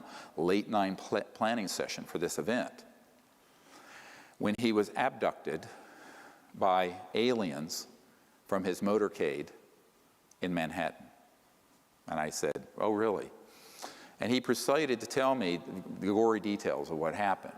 So Perez de Cuellar was taken somehow out of the motorcade onto an ET craft where he was threatened by the ETs and told, if you disclose this information, we will abduct every world leader involved, including the President of the United States. Now, this is from a person who was at the table for this planning session. To my ears, now to you. And I went, oh, come on, really? And he said, yeah, it blew up like an atomic bomb in the Bush White House. Subsequently, I found out that up at Kennebunkport, there were all these UFOs zipping around when Bush was up there out on his cigarette boat. And they didn't realize they were ours. So now we're getting into false flag 101, up to and including being able to deceive members of Magic. And it took me a long time to get to the bottom of this mystery. Now, people like Bud Hopkins thought it was a real abduction case. And I looked into it, and I found out that if you go back to the Roswell event, there was a red-headed sergeant who was the badass guy who threatened to kill everyone, all those ranchers who saw this thing crash. His son became a part of Magic security, this renegade group, this splinter group, who was involved with abductions and stopping leaks within Magic itself. He then went and was in the security detail that night and set up the electronics for this electronic warfare abduction of aliens. It was all a hoax. It wasn't ET at all. It was 100% military ops. And so we're going to get into this in a moment, how these operate. And so Paris de Cuellar, of course, not knowing about that end of the classified world, and I would say Papa Bush neither, thought it was actually ET. And it blew up, as I said, like an atomic bomb in the Bush White House. And Gorbachev, they pulled the plug on the plans to do disclosure and end secrecy in 1989 at the end of the Cold War. And I think it's strange that in January of '90, 2 months later, it's when I had a contact event at my house in North Carolina with an ET and that said basically, pick up what you've dropped. Do this, what you left and behind as a teenager. Pick this up again. Someone's got to pick this up. But maybe that's a coincidence. But Paris de Cuellar thought that that was an actual alien abduction. And I said, well, with Your Highness, with all due respect, there are technologies that would facilitate this kind of deception. And the military term, so you know it, is a false INW, or a deceptive INW, indication and warning. And it's basically like the Gulf of Tonkin event in Vietnam. You basically exaggerate or hoax an event that then manipulates policymakers. So this was the ultimate takedown of official disclosure, which was about to happen in 1989. Got it? 26 years ago, November 1989. So here we are in 2015, and it took a lot to piece all this together, and I began to look into what the electronics were with this and what kind of technologies they might have. And one bit of insight that the prince had, he said, so he told me that the reason he was funding the abduction groups is that he was convinced that there was an existential threat from outer space. That's been the Sub Rosa plan since the 56. And that he wanted people to hate the aliens enough to pay the blood and treasure of World War III. And he also wanted it to be eschatological, where it would result in the end of the world so that Christ would return and the good folks would go up in a flying saucer, I guess, with Christ. Now, this is what he was telling me. I'm just listening. And I'm going, whoa, this is like, woohoo. And he was completely convinced that this is what needed to happen.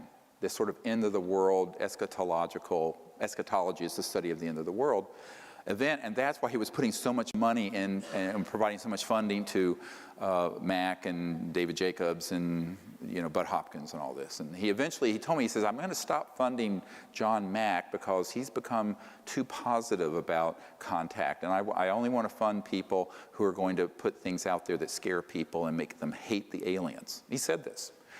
So I went, oh boy. Now this is connecting a dot that all of you better listen to very carefully if it's the last thing you learn today. And that is that there is an overarching agenda that was hatched in the 50s. Remember that psychological warfare document and its value? That was hatched in between 53 and 56 to create the specter of a threat from outer space that does not exist. Werner von Braun stated on his deathbed, and we have the testimony of his assistant, that and said, they will first have the Cold War, then we decided there would be nations of concern, then global terrorism. We have this testimony from before 9/11. Then that would be followed by threats from outer space. They'll start talking about asteroids and things of this sort, but the ultimate one they're going to play is the alien threat, and it's all a lie, and it's all a hoax.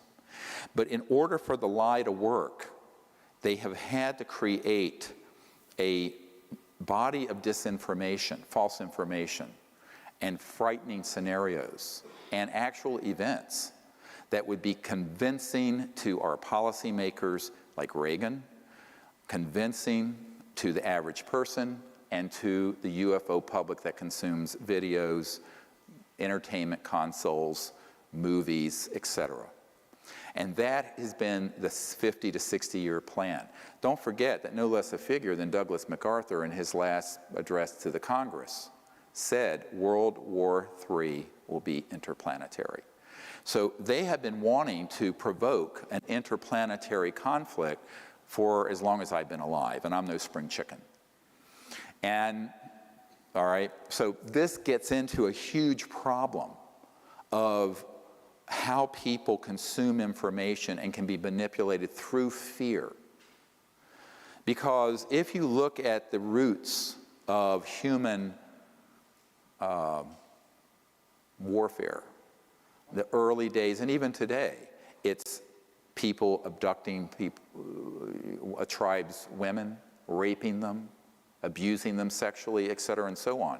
This is all stuff that they are simulating and saying that the ETs are doing through these abduction scenarios. It is 100% being done by military special operations that are this paramilitary force. And this is the deep end of the pond. Now, when I discovered this back in 1994, now this is 21 years on, I was told by someone in the intelligence community, don't talk about that, because that's what's really dangerous for you. And it's also what will discredit you, and it will also cause them to hate you the most, because you're defanging their whole war plan. The next big war is not terrorism, it's interstellar. And if you expose that it's a hoax, it takes all the steam out of their plan. I said, yes, but if we don't, we're cooked, because there's no way you can have war that's interstellar and survive it. It'd be worse than mutual assured destruction, because the technologies are 1,000 times worse than a hydrogen bomb. So I said, look, we're going to have to figure out how to deal with this. And the only way I know how to do it is put the sunlight in there and let people know what the truth is. So a man came along. If you go to the next slide. And you probably have seen this. It's up on our website. When we first put it up, it had over 600,000 views. The next day, the intelligence community went in and said there were 6,000 views. By the way, if you believe the metrics on Google and YouTube, I have a bridge to sell you. It's all can be manipulated because it moves you down the search engines. So when this hit, within a couple of days, had 600,000 views. This man, William Pollock, his name is pronounced Powlick, was a man, very good man, who gave me an interview only to be released posthumously after he died. And not long, a few years ago, I got a letter from his wife, significant other, I guess, they weren't technically married, with a death certificate and a letter giving me permission, and he had passed away. And I have a lot of these, and I honor my word about keeping a confidence. So what happened is that he gave me this interview, and in it, he talks about the development of RF radio frequency chip implants back in the 70s and 80s. And when he was developed, it was totally an accidental thing that happened. He was with a company that developed it. He then got called into the CIA, and they started doing special programs for the CIA to develop it. And at a certain point, Siemens in Silicon Valley manufactured 2 billion of them, with a B, of these RF chips. And the way they work, I mean, they can be so miniaturized, you could eat something with it, it has a radio and it can transmit not only where you are, but the really advanced ones have a neurophone capability to control thought and behavior. Very sinister stuff. So you can actually do a lot of psychological warfare with these RF frequency chips. Now that was the early stages in the 70s and 80s. Now you figure, 40 years later, they're more and more and more and more sophisticated. And as I've watched the whole UFO subculture sort of get involved with this whole fascination with abductions and implants, I went, yeah, but EG&G is one of the plants is on the edge of the Area 51. They're the ones manufacturing the implants that you're taking out of these abduction victims. Absolutely. They're not coming from outer space. They don't need that. If you're interstellar, you're transdimensional. If you're transdimensional, you don't need an RF frequency plant chip to track anybody, because their technologies are way beyond that. I said, this is human, 100%. And you better wake up. And so Powlett gave us this interview, and it was one of a dozen data points that I began to accumulate. And then, not many years ago, I get a document, the next one, which is chilling. Has never been shown. It's from the Strategic Studies Institute, think tank, and it's dated 1995. And it was talking about all kinds of global security strategies. And, you can look at it yourself. Cult-programmed graduates, blah, blah, blah, who will be expected to participate in contrived UFO abduction scenarios. Listen carefully. Oh, we need the next one up. Strategic Studies Institute. Is it? I can't see the screen. Is it up? All right. So I loathe reading to people but this I will. And number 2, create a global UFO cult, which will involve, this is what needs to be done in order to actuate this false flag operation, that will involve the abduction of citizens so as to foster an illusion that this Earth is facing an extraterrestrial invasion. UFO abductees of preference will have an experience in computer technologies, since that expertise will be required in future technocratic RMA scenarios. Use of experimental drugs, holographic projection capabilities, directed energy technologies, I'll get into that in a moment, induced auditory input. These are the neurophones I mentioned that Werner von Braun said the most dangerous thing is the neurophone non-local things that can be done to make people think they're having an experience when they're not. Input experimental aircraft, well, that's just a euphemism for man-made UFOs, and special effects costuming and stagecraft, among other things, will be used to persuade the abductees of the reality of their circumstances.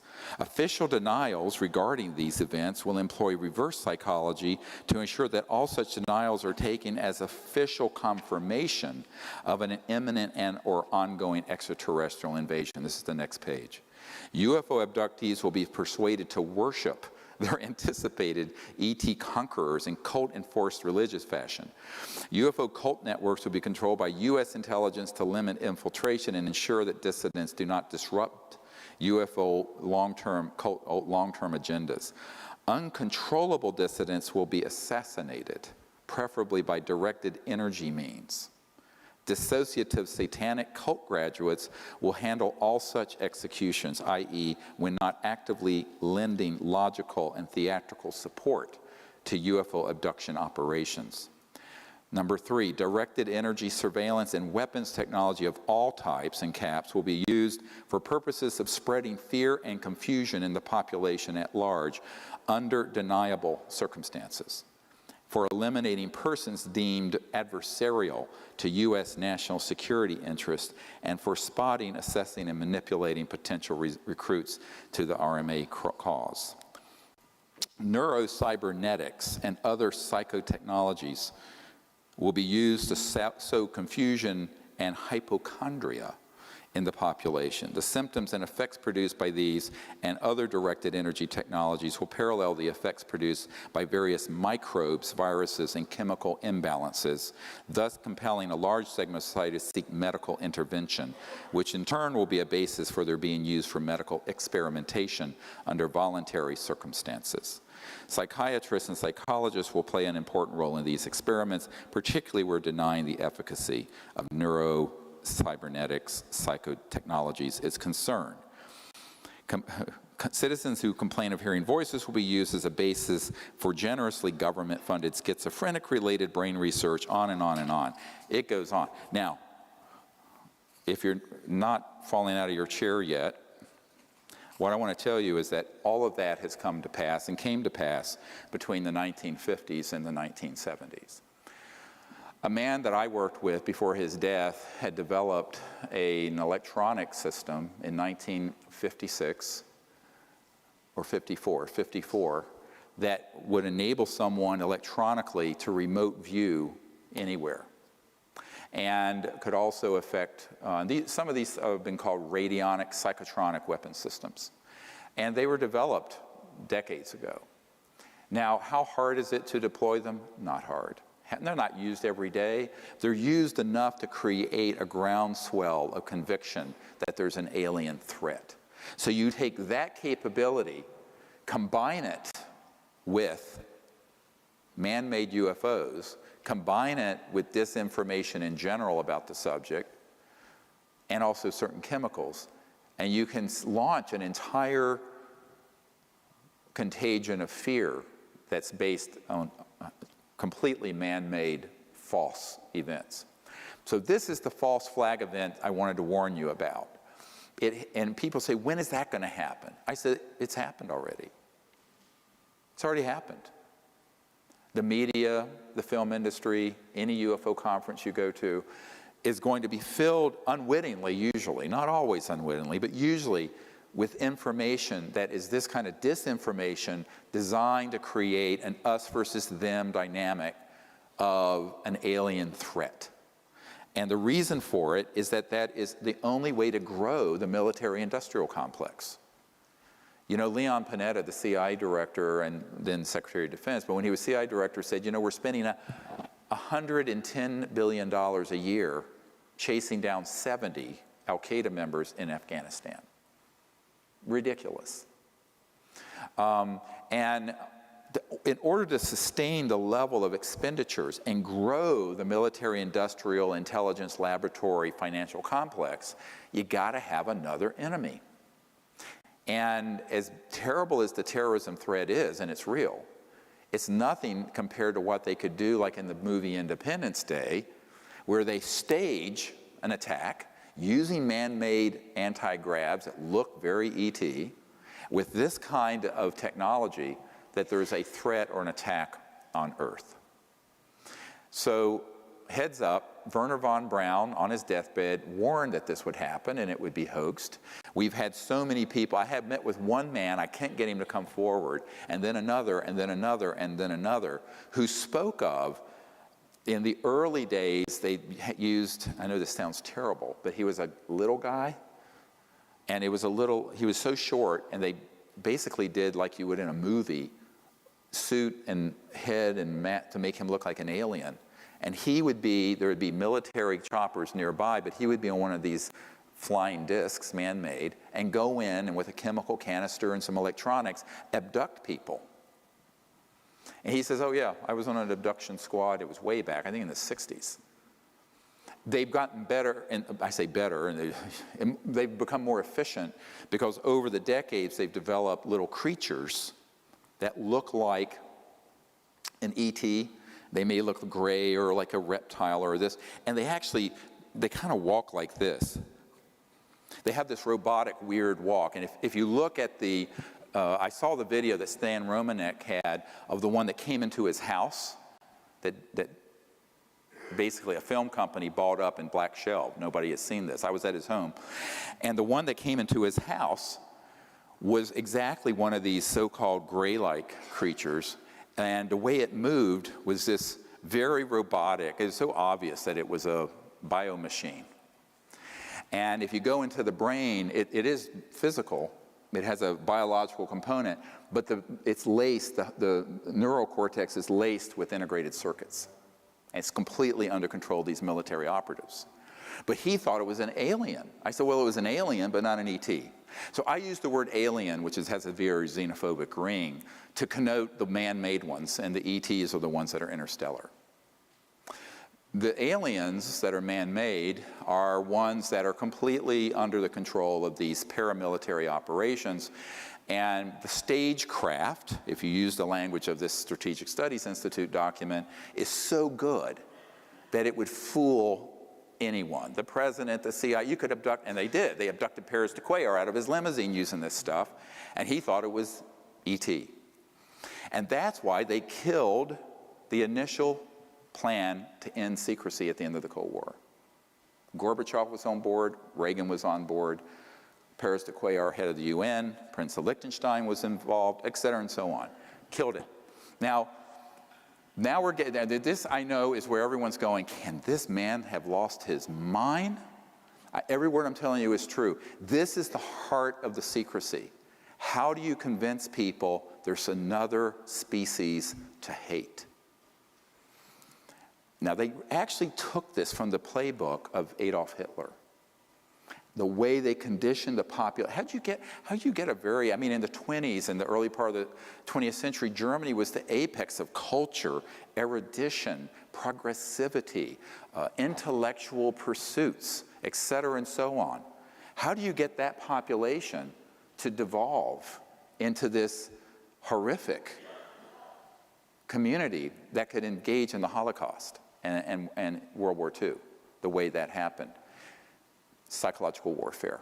So the psychological warfare masters that were involved with the German attempt at Nazism got pulled into the OSS, thence that became the CIA, and they reside today within this unacknowledged transnational, deep national security state. So that's exactly the problem we're facing. It isn't pretty. Yeah, I've tried to summarize it in these 3 or 4 hours as best as I can, but it's the truth. Now, as Gloria Steinem said, the truth will set you free, but first it might piss you off. And I think, a lot of people, when they learn that this is what they've been involved with, people who've done research on this subject, get quite irritated because they begin to realize that almost everything you know about the subject is not true about why they're here. Now, what I've learned is being head of the CE5, global CE5 effort. Let's go to the next one. It's a very interesting thing that came out not long ago. It's from the Daily Mail in the UK, but it was an article about this new electronic warfare system. And I actually talked about this 20-some years ago, but they're just now bringing it out, and it's kind of almost like Star Trek, but it's something you can put up that basically knocks out all electronic communication. You have the next one? And it just gives you the idea that if this is being reported in the regular media, or even tabloid media, this is at least 30 to 40 years old. This. And it's basically a platform that can float over an area and knock out all electronics. Not only in a city, but over a battlefield or what have you, using pulsed microwaves. Now, this is not talking about scalar. This is pulsed microwaves. But when you pulse microwaves in a certain way, it can cross over into this longitudinal effect, and it can have an enormously destructive result. And this was actually getting reported. So if this is being acknowledged in the media, it means that it's at least 5, 6, 7 generations old. So in other words, this is not state of the art. Anything that's acknowledged in the mainstream media is going to be old technology. And the really state-of-the-art stuff is highly classified, compartmented, and unacknowledged, most of the really amazing stuff. So this brings us to, how do we get out of this conundrum? And if you put up the next one. I just want to share this. I shared this in my London presentation last month, or in September. And this is the French initiative.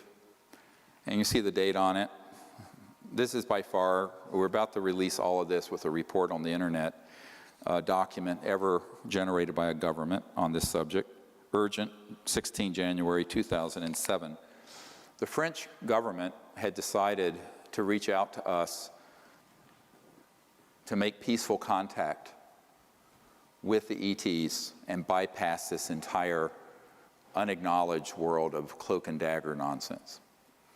And so through a series of meetings that happened over 3 or 4 years, this Dr. Moran and his people, a very senior guy, an admiral and PhD scientist, also a medical doctor with the Ministry of Defense. This is an official Ministry of Defense letter to me and a few other people about this project. And what they wanted to do was to have the protocols established, and with this document came an entire separate attachment that had all the research and equipment that would be needed to do a friendly diplomatic contact with these civilizations in France. And so we cooperated with that. This was something that was not talked about until September. And I referred to it some years ago. Those of you may remember, I talked about a major G7 country whose Ministry of Defense was reaching out to us to make peaceful contact. This is it. You know, I'm speaking of it now because that government left. It was Sarkozy, the President Sarkozy. And enough time has passed that I feel like I can talk about it without too many ruffled feathers. There's still going to be ruffled feathers with this. But importantly, what you have to look at with this document, and it's basically an explanation. If you look at the translation, we had expected to do an event sooner and it kept getting delayed. And the delay was because of, as it says, politics. And there were people interfering with this attempt to go out and have a team of folks with the air support, security support, and have, like in Close Encounters of the Third Kind, a contact, a landing, or a near contact event under the official auspices of the Ministry of Defense of France. Now, when we started going back and forth with this communication, of course, everything I do is monitored in real time. The French ambassador to the United States got a very nasty phone call from our intelligence community and saying, "What the hell do you think you're doing?" And they really cussed him out. And he said, "Look, we're doing this, so we're a sovereign country." And basically what was said back to him was, don't do it anywhere near U.S. assets or U.S. airspace or U.S. territory, or you'll be in big trouble. And the French got very irritated by this. They said, we'll be completely within France and it's none of your business. So obviously there are elements within MAGIC in France who have run interference to interfere with this process. Every major country have elements. And so it's very political, it becomes very, very thorny, but the very fact that senior people in the Ministry of Defense of a major G7 country, group of 7, major economic country, would, and a nuclear power, would reach out to make peaceful contact using the Close Encounters of the Fifth Kind initiative is by far the most historic thing. And that's why this document, I think, is the most important document ever written, because it's not classified. I only kept it private because I didn't want to burn bridges to the government that was there. And it did involve all the way up to the President of France, this effort. We actually ended up going, I believe it was in 2010 or 2011, and did a CE5 event that actually had enormous results. And their military had cordoned off the airspace, directed and we had a 2,200-acre estate in Brittany, and there were ET craft tracked going overhead at over 200,000 kilometers an hour, and all kinds of strange phenomenon in the field where we were, which the admiral was there. Now, no one knew that's who he was. This ended up being a demonstration event for the Ministry of Defense people, and it was directed by me. And the cover story was that it was a CSETI expedition for a weekend. So say if you sometimes come on these expeditions, there may be other folks there, huh? Get it? Nobody knew who he was. He was just a nice gentleman in a plaid shirt. But that's how these things have to happen. I mean, it wasn't my place to expose who he was. But they were very happy with the results and have learned a lot. And we're continuing to teach them about the concepts of non-locality and consciousness, remote viewing, coherent thought sequencing, electronic interface with thought that the ETs have, how to set up the correct philosophy and conditions for contact, on and on and on. And this is really the core of course, why I founded this organization, was to move us away from the brink of war into a time of interplanetary peace and universal peace. But at the same time, we have to understand that an operation like this isn't going on in a vacuum in outer space. It's going on within a world that's enormously dysfunctional, particularly with these national security issues and these sort of spy versus spy groups who interfere. And there was enormous interference between 2007 and 2010 trying to stop that process. And it continues to go on. I mean, it turns out there are people who are key involved with the liaison who are actually moles from magic who are there to disrupt events. Infiltrators. So this is what happens. I mean, this is welcome to my life. But, that should be of no surprise to anyone, and it was certainly no surprise to me. But ultimately, the fact that there would be a major initiative like this from a government like France for peaceful purposes as opposed to a warfare or militaristic purposes is a very positive development. Because I had a lucid dream years ago before I started these projects, and I'm part Cherokee and I have a lot of lucid dreams of the future. Met my wife that way. And we were in the future, and we were at White Sands, where the first atomic bomb went off. And there was a beautiful event happening. And the U.S. Air Force and government had moved off this dime of either denial or suppression or hoaxing and trying to create this false flag World War III conflict that's completely a hoax. And had decided, yes, we need to pick this other path and make peaceful contact. And a massive government-sanctioned CE-5 was happening, broad daylight, and this beautiful silver seamless object descended in a bed of a blue sky, landed, and an ancient elder, ET, came out of it, and this was all broadcast live. The whole world saw it. Now, you know, maybe, I mean, that was before I founded CSETI and the Disclosure Project and all this, and I was maybe in my early 20s when I had that dream, and I'm 60 now. So, you know, it's a potential future, but I do believe it's a potential future. And the way it's going to become a real future is for all of us to do that. Because guess what? You know who the leaders are on this? You guys. Not the president, not the Congress. Disclosure, contact, all of that first has to be the people. We, the people. It's going to happen by us banding together, making contact, being enlightened about what we're doing, not going out there with ray guns, but doing it for the purpose of an open relationship that's peaceful and enduring between our planet and these other planets. That is the only possible outcome anyway. The other outcome, any conflict, I don't care with any ET civilization, would be the complete destruction of their planet and ours. It would be much worse than a massive global thermonuclear war exchange. So there is no possible future except a peaceful one. So let's figure out how to do that. No matter what your belief systems about these various civilizations that are out there, my own assessment is that some are not really thrilled with us because, well, who wouldn't be? and some are maybe our distant cousins, and some are just getting involved and looking with some horror at what's happening. But ultimately, none of them are overtly hostile. If they were, it'd be over.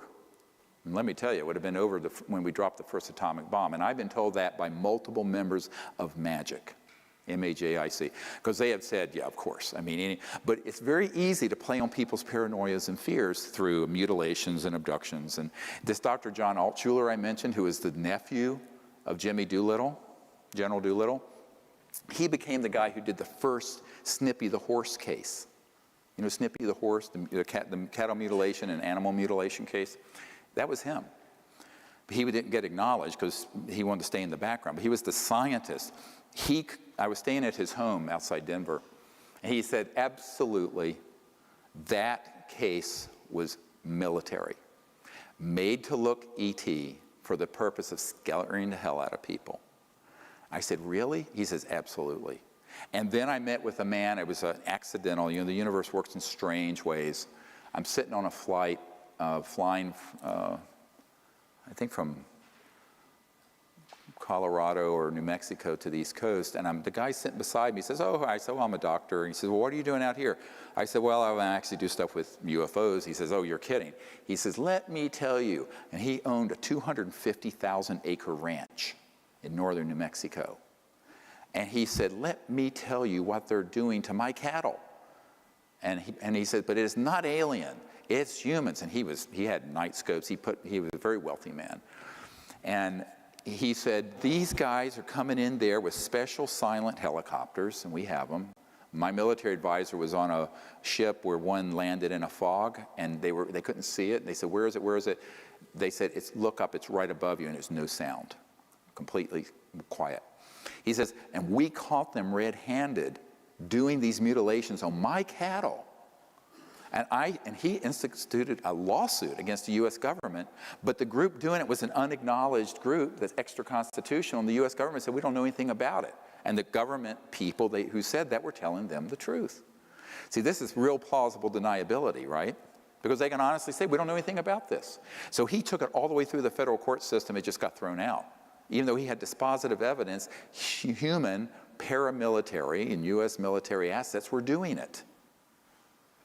And I've shared this with Linda Moulton-Howe and others. You know, an alien harvest, I said, alien baloney. This is being done by people who want to scare the hell out of the public as part of this psychological warfare that was launched in 1953. But there's another reason for it. They're getting raw materials that they do take from that. It's hard to do it underground. Take them to underground bases, which become culture media for the programmed life forms, the man-made ETs I'm talking about. We don't have time to go into what these nanotechnological things are, but let me just say cloning. Dolly the sheep wasn't the first cloned creature. So with the right electromagnetic pulse, it's very easy to clone a human or an ET, or take tissue from one, but you need some kind of biological medium. And that's what the cattle mutilations provide, and the other animal mutilations provide the biological medium for these experiments in the development of man-made fake ETs. And by the way, there was an intelligence official who kept calling Stan Romanek, telling him when he had that creature come into his kitchen, and said, Stan, it's one of the fake ones. And he didn't know what it meant. I went out there with a MUFON investigator who investigates abductions. I said, yeah, it's a fake one. He says, what do you mean? I said, I've been talking about this for 20 years. The literature is replete with the military involvement in these abductions. It's a fake one. It's man-made. It's made to look alien, to scare the hell out of people, but because it puts fear out in the community. I said, it's not extraterrestrial. It's man-made. But the cattle mutilations do two things. They provide a nexus for more fear. Oh my God, not only are they abducting people, they're mutilating. But then it creates a source of biological substrate material for the nano biomachines that are these biologicals that look alien. And that was because they were taking them to Dulce, which was near his ranch. Same thing at Pine Gap. I have a science physicist who worked at Pine Gap in Australia, and it's all subterranean, and he worked on projects. He says, we have these creatures coming off like sausages on a conveyor belt. Absolutely. And I was at a meeting in Australia a couple years ago, and the Minister of Defense for Australia was there. He didn't know anything about this stuff. We had a very interesting conversation. But I said, no, you wouldn't. I said, our Secretary of Defense doesn't know about this either. But that is really what's happening. So you have to think that, well, if we can make our way through this nexus of fear and false information that has kind of colonized everyone's mind, then we can go out there with Close Encounters of the Fifth Kind teams and make peaceful contact with these civilizations. How beautiful. And that's why I tell people, don't be afraid of anything interstellar. You should be very concerned about paramilitary human. But the interstellars, not a problem.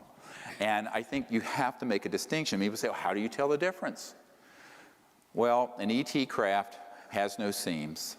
The light from it is coming from refined materials that are so pure that the light itself looks like celestial. The beings themselves have a completely non-invasive, very intelligent, I mean, IQ of 400, 500, that range, and very conscious and spiritual. The PLFs are menacing, they're invasive. The man-made Lockheed Martin, Northrop, SAIC, man-made discs, saucers, triangles have rivets and seams. It's quite clear to tell the difference, but you need to know there is a difference first, because otherwise you're going to think everything is alien, and it's not.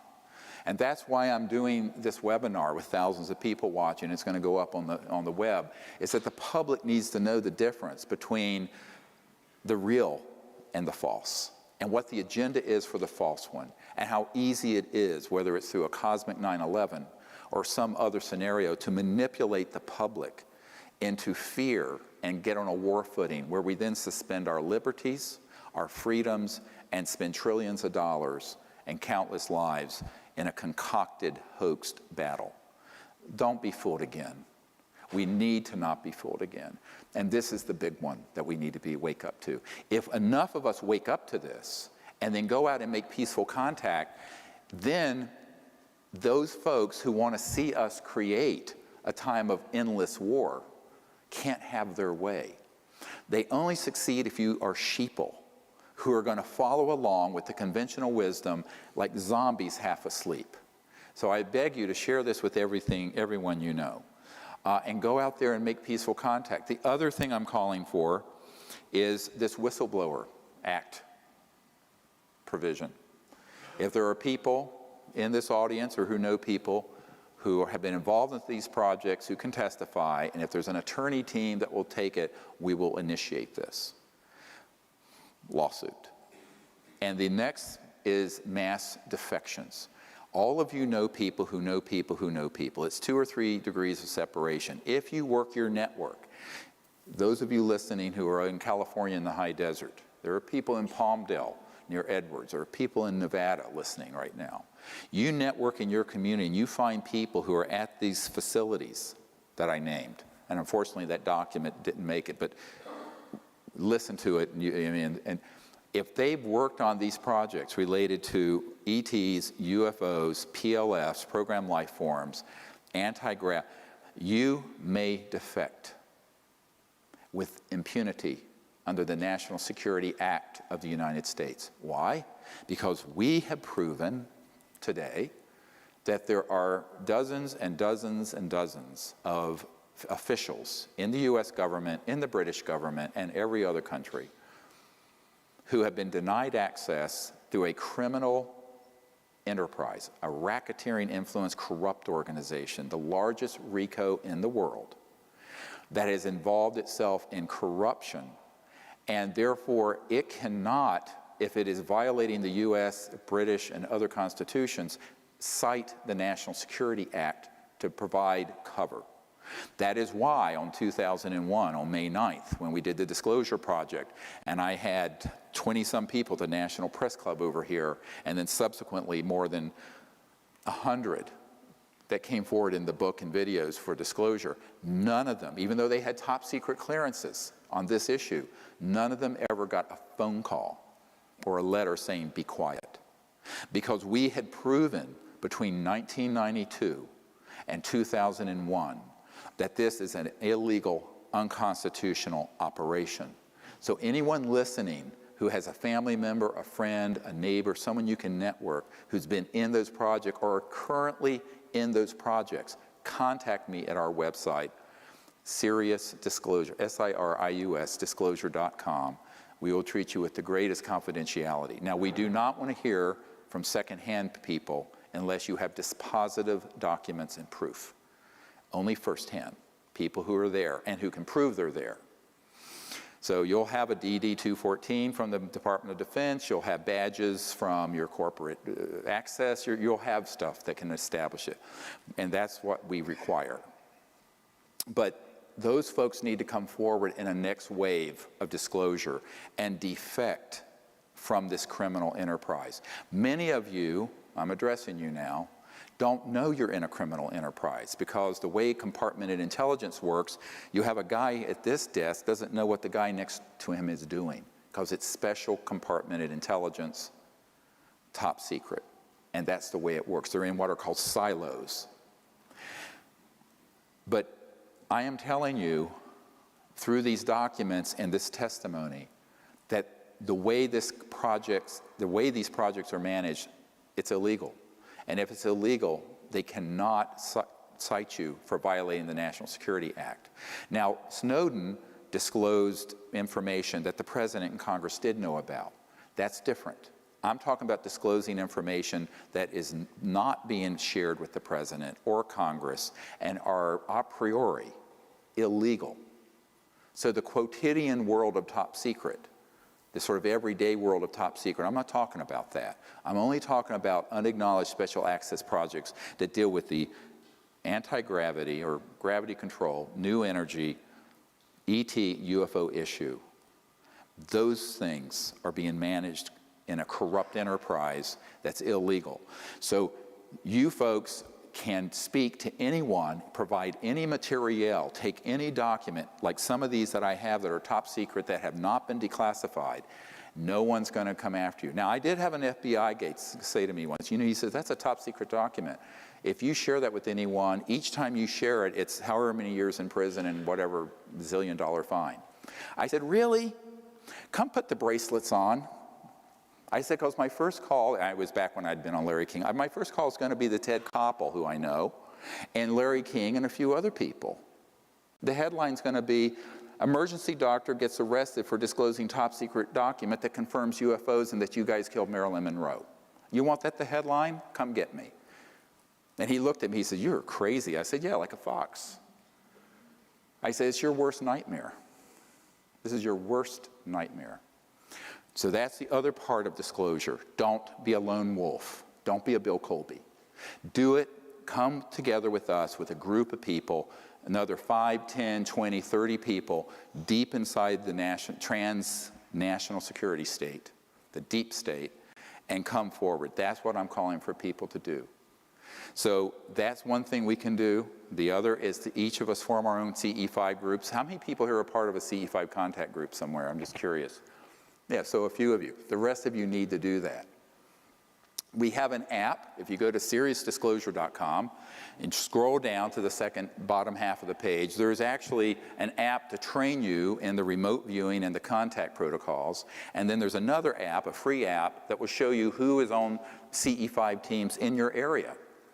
And so you can register on that, create a new email just for contact in CE5, and start going out under the stars doing this. Because here's the power of mass consciousness. Dr. John at Princeton, the Princeton Engineering Anomalies Research Lab, found that if one person put their awareness on a random number generator, they could shift the zeros to ones or the ones to zeros, just through their conscious effect. That's the power of the mind. Our minds have infinite power if we tap into that. If two people do it who love each other or are united, the effect was exponential, not arithmetic. It wasn't twice as much, it was 10 times as much. So when a group of people in higher consciousness go out for the purpose of making peaceful contact, understanding that our future is peace in the cosmos, and where our destiny is to become extraterrestrials to other worlds eventually. where we will be interstellar. If you understand that, and then if you begin to do that, don't worry about what phenomenon happens. The process of doing it itself is transformative and edifying. So please go and do that. That's another thing you can all do.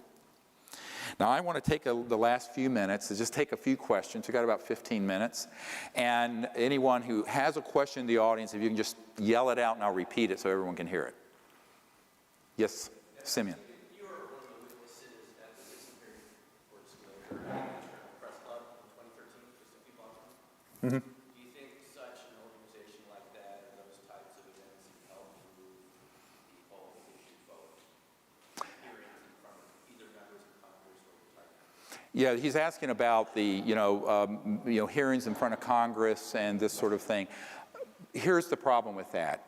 In reality, we've already done that. We've already given the full dossier to every member of Congress. I am not sanguine that any member of Congress is going to hold a hearing on this. Even Kucinich, who ran for president in 2008, who had a sighting and a close encounter, he was outed by Shirley MacLaine, unfortunately. And I've known him for years. He became chairman of one of the subcommittees on government oversight, domestic. He wouldn't do it. Because the social opprobrium, condemnation, critical, ridicule, is so great on this subject. It's more likely that more and more people defecting and doing it through the new media and the internet would create a tidal. Now, at some point, either a contact event will happen that cannot be suppressed, or enough critical mass of people, a new wave of people defect where it just reaches critical mass. But for the president and the Congress to do it, they will only step in after we've done the very big heavy lift.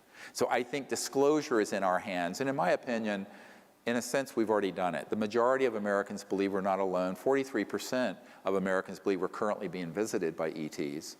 2/3 of the public believes there's intelligent life out there, and we've been historically visited. So in a sense, when I started the project, the numbers were like 25%.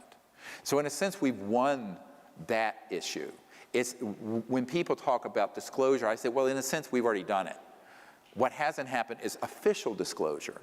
But the problem with official disclosure is that it's rare to find a politician who has the courage to make their way through the condemnation, the ridicule, or the threats. And the threats are serious. And that's why we had such great hope that Clinton, and by the way, when Lawrence was hosting, when we were doing this briefing for President Clinton and Hillary at the Rockefeller Ranch, you know who stood up and stopped it? Hillary. She said, it's too dangerous. We don't want to hear anything more about it, and we're not going to pursue it. So President Clinton took the briefing, this huge thing I put together, and kept it in the private quarters of the White House, in his bathroom, actually, to read. And he would occasionally bring it out. There was a person who used to live at the White House who's a friend of mine. And he says, yeah, he'd bring it out into the living room, and he went through and he'd go, I know all this is true, but they won't tell me a thing, not a goddamn thing. That's what he said.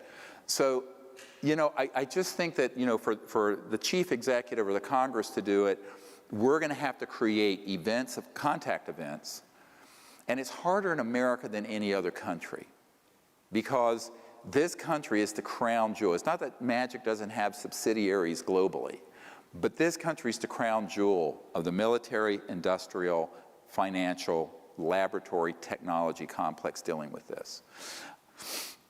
All other countries are an order of magnitude down in terms of what they have. And so for a president or a congressman to really go full bore at this, let's just say I'm not holding my breath. I'm calling for it. I think it'd be great if it happened.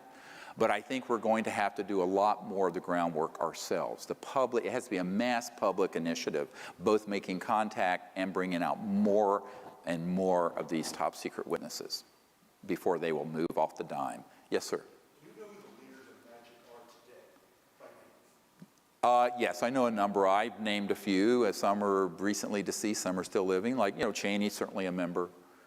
Papa Bush is a member. Some of these royal families have representation, but minor. All you have to do is look at the really top folks at the Lockheed Skunk Works, SAIC, Lockheed Martin. They're all involved. You have David Rockefeller, used to be Chase Manhattan Bank. That, by the way, that's why Lawrence, who was his brother, who was sort of the philosopher king of the family, he wanted disclosure and peaceful contact. David, with the banking empire, was jumping up and down on his, well, I won't say what he told me, his toes, and was furious. You're saying that an officer of Lockheed, Northrop, or whatever, is a member of this group? If they're directly involved in the Skunk Works and the Cube, yes, they would absolutely have knowledge. And there are people within the military and CIA. I know people at the CIA who are a member of this group. And what's interesting, when I first did the meetings with the CIA director, about a third of MAGIC supported the concept of ending the secrecy and bringing this out. I've been told that the number is now 70% are in favor. And I've met with a number of them. They're more the younger generation. The problem is the other 30% would drop them dead just like they killed Bill Colby. So it doesn't take them, it's not a democratic system. It's who's willing to be a murderer, who's willing to kill who. So and the other problem is that this group, MAGIC, has elements that are splintered off of the main policy board, the main policy committee. So the folks who have gone off the reservation with electronic warfare systems, abductions, mutilations, those guys are in a paramilitary special operation, drug run. It's highly, and some of the people who are on the main, they don't actually have control over what those guys are doing. So people should get rid of the idea of some sort of top-down system. The architecture of this secrecy may have started that way, and much of it was under constitutional oversight with Truman and the early Eisenhower years, and then it went south. And it continues to go out of control, spinning out of control. So that's what you need to understand. Yes, sir? I mean, does this group conceive of themselves as, people have talked about a breakaway civilization? I'm having a hard time getting my head around the end goal. Is it just endless warfare? Are they addicted to warfare? What is it? Okay, there are agendas within this group that are separate and competing, and sometimes they mesh. One would be macroeconomic global control. They want the oil system, the central utility system, and it's all a macroeconomic issue for those guys. Those would be more of the real politic folks like Papa Bush. Then you have the people who I mentioned are eschatologists. They would love to see a final battle happen that would result in the end of the world so that their Messiah or their Christ or whoever would return. I mean, they're religious nuts. I mean, they make the Taliban look like liberals.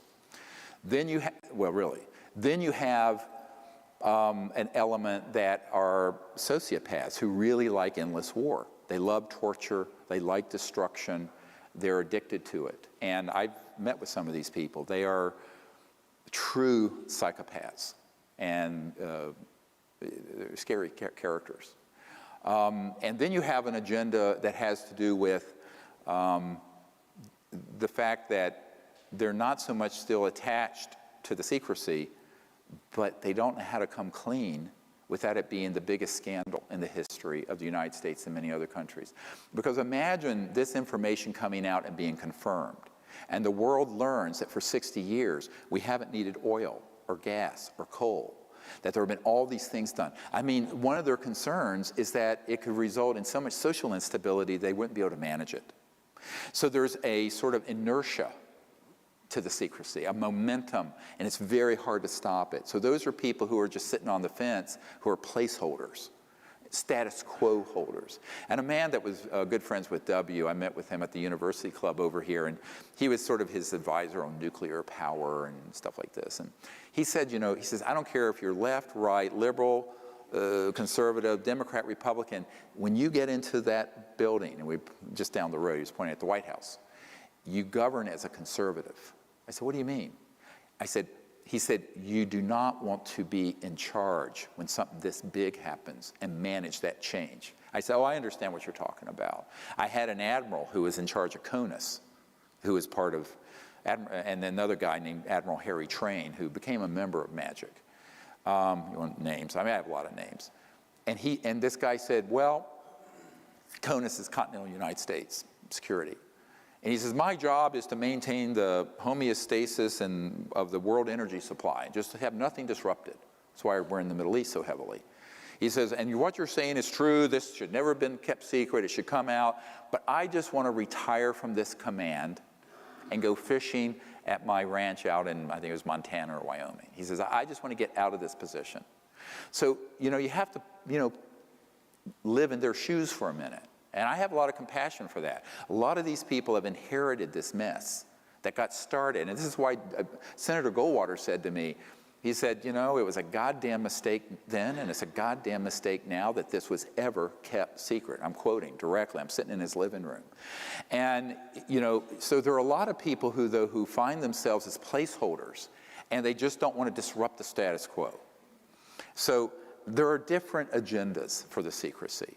Some is global domination macroeconomically. Some have this quasi-religious sort of end times, final battle in space nonsense. It's almost like you get into the wackiness of science fiction, but it's real, this Dr. Strangelovian view.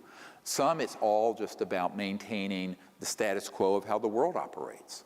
Because imagine if every village in Africa and every place in India had a free energy device, they had electrification, refrigeration, crops could be grown under controlled environments with zero energy cost. You would have the 2.5 billion people in China and India, their economic output would be parity with the United States. We only have 300 million. So the US and Europe only has 700 million. The rest of the world is 7 billion.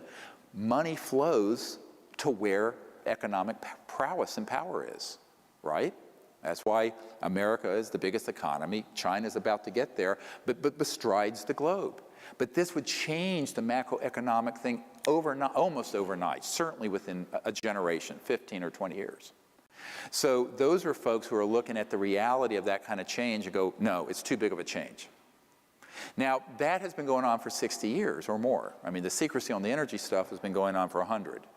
And that's what has led us to the precipice of an environmental meltdown and global injustice. And as more and more people are impoverished and more and more elite parasitic kleptocracy has the money, this is a prescription for global revolution and upheaval and terrorism.